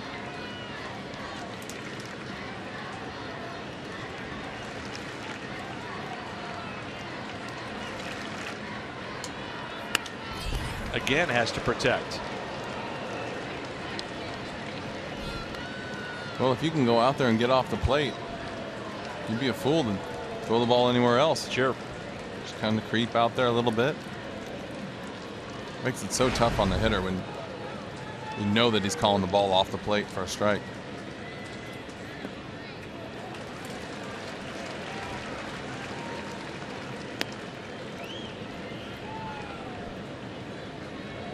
Day game late last year. Piscotty had a go-ahead RBI against the Cubs with a double into right center.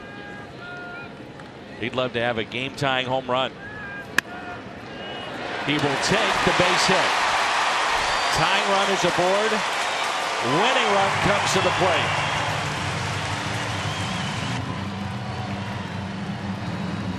Boy, it's a good at bat. That's a really good at bat. Just staying within himself. That's what he does so well. Take what you give him. You're going to throw it out there, I'm just going to hit it over there.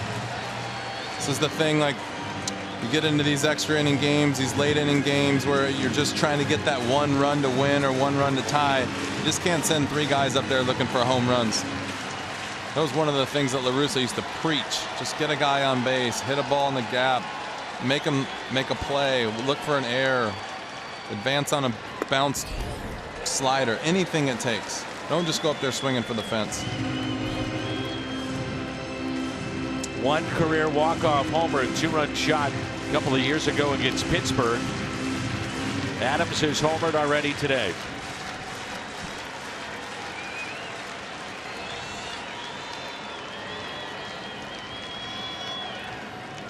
Here's a 1-0 pitch.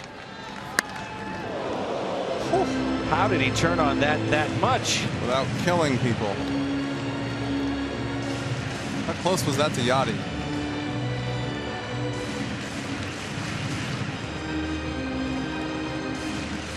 Wow. 1 ball, 1 strike on Matt Adams. Outfield extremely deep.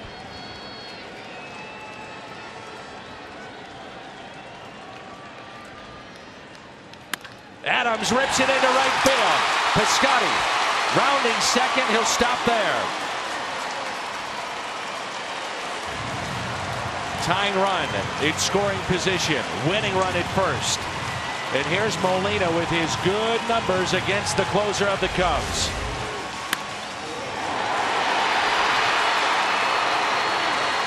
I had a good feeling right there with Adams hitting. I thought he was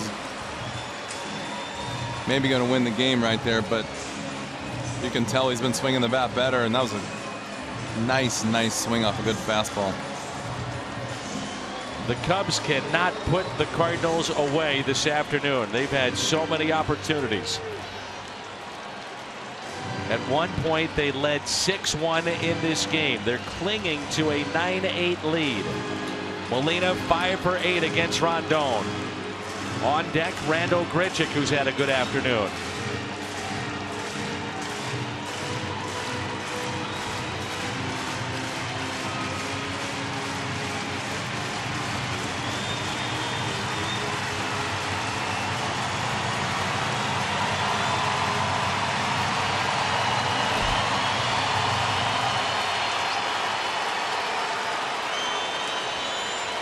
The corners are in for the Cubs. Outfield is deep. Base hit would score Piscotty.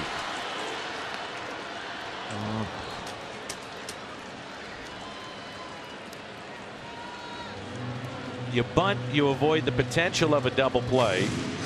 But then on the flip side, you think about the numbers of Yadier Molina and what he's done against Rondon. More than likely doesn't strike out, because he doesn't strike out very often. I'm just trying to figure out how I would go about looking at this, and I'm thinking to myself, I want to get that runner to third base with 1 out, and that tying up this game is more important, first of all, than trying to win the game. You got to tie the game first. Chances of the home run aren't great. Chances of the double play are great. Take my chances with maybe moving the runners up, and anything can happen from there on out. If he pushes it to third, left-handed throwing first baseman that's a good defender, good arm. Think about that too. Potentially getting Piscotty, your lead runner, at second base.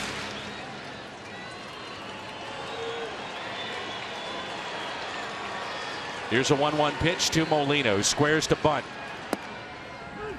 Throw down to second and kept in front by Russell. Good play.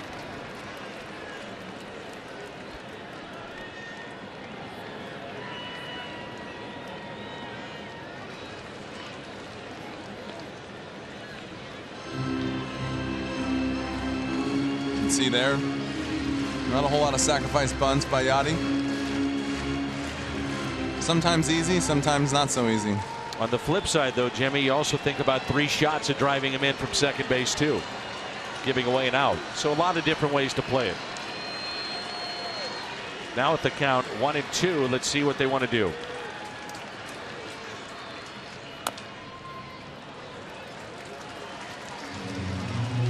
I'm willing to bet that first couple pitches might have been Yachty's idea. Team player, Mike leave it into his hands.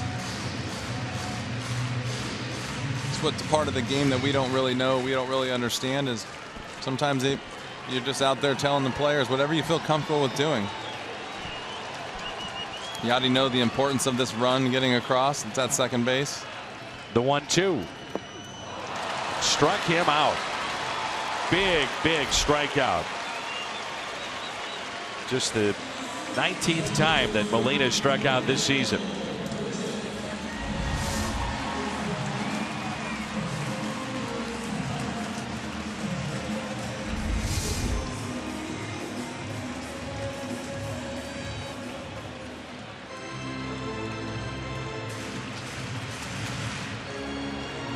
Talk about this a lot, trying not to do too much. Knowing how important that at bat was for Yachty, trying to move that runner over, and you try so hard to do everything you can to do the job the right way, and sometimes you just get a little too aggressive and try to do too much. It's the hardest thing.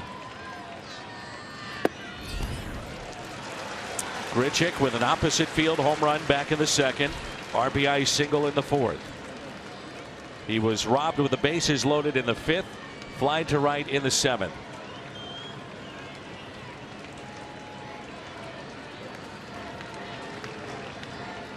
The 1-0. Ooh. That's a pitch he would love to have back. They win this game, this could be the turning point for the Cardinals season, and this could be the turning point for Randall Grichuk, flipping the switch, getting more comfortable and driving the ball the other way. He's had some really good swings today. The 1-1. The Cardinals have pulled back Ruben Tejada in favor of Jed Jerko, who's now at the on-deck circle.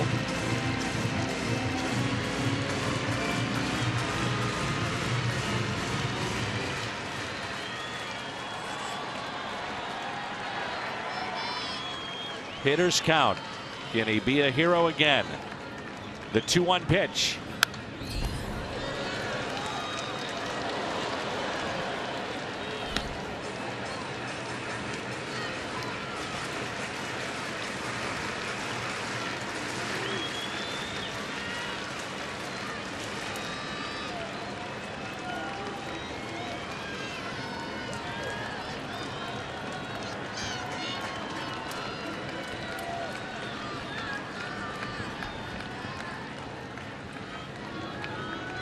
The 2-2.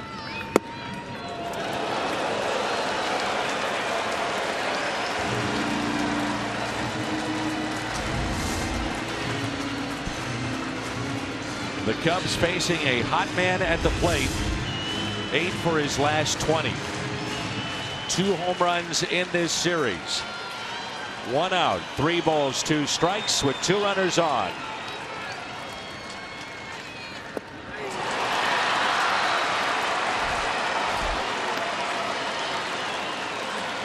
Rondon back-to-back strikeouts.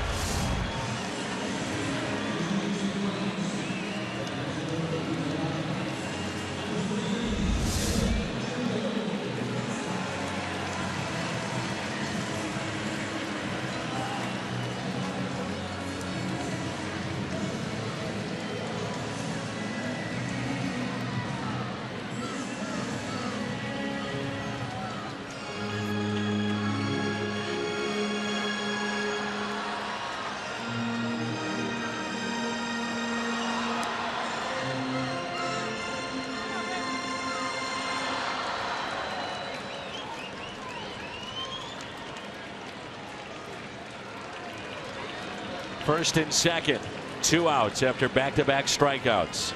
Jed Jerko, the pinch hitter.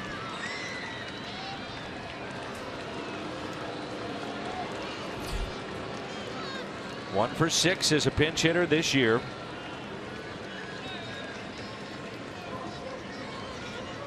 Outfield is so deep, base hit should tie this game.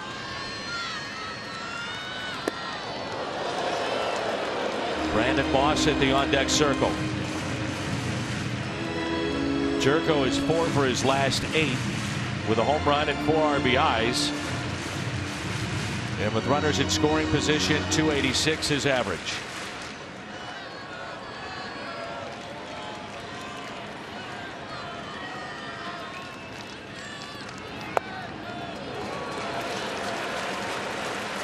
It's a tough pitch to stay away from. 2-0.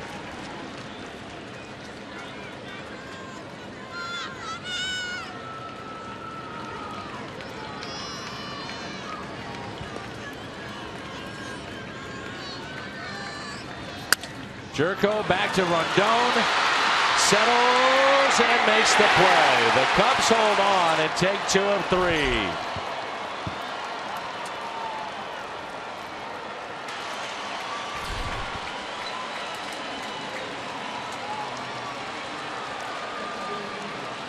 Budweiser player of the game, Chris Bryant, 2 for 3 with a 3-run homer.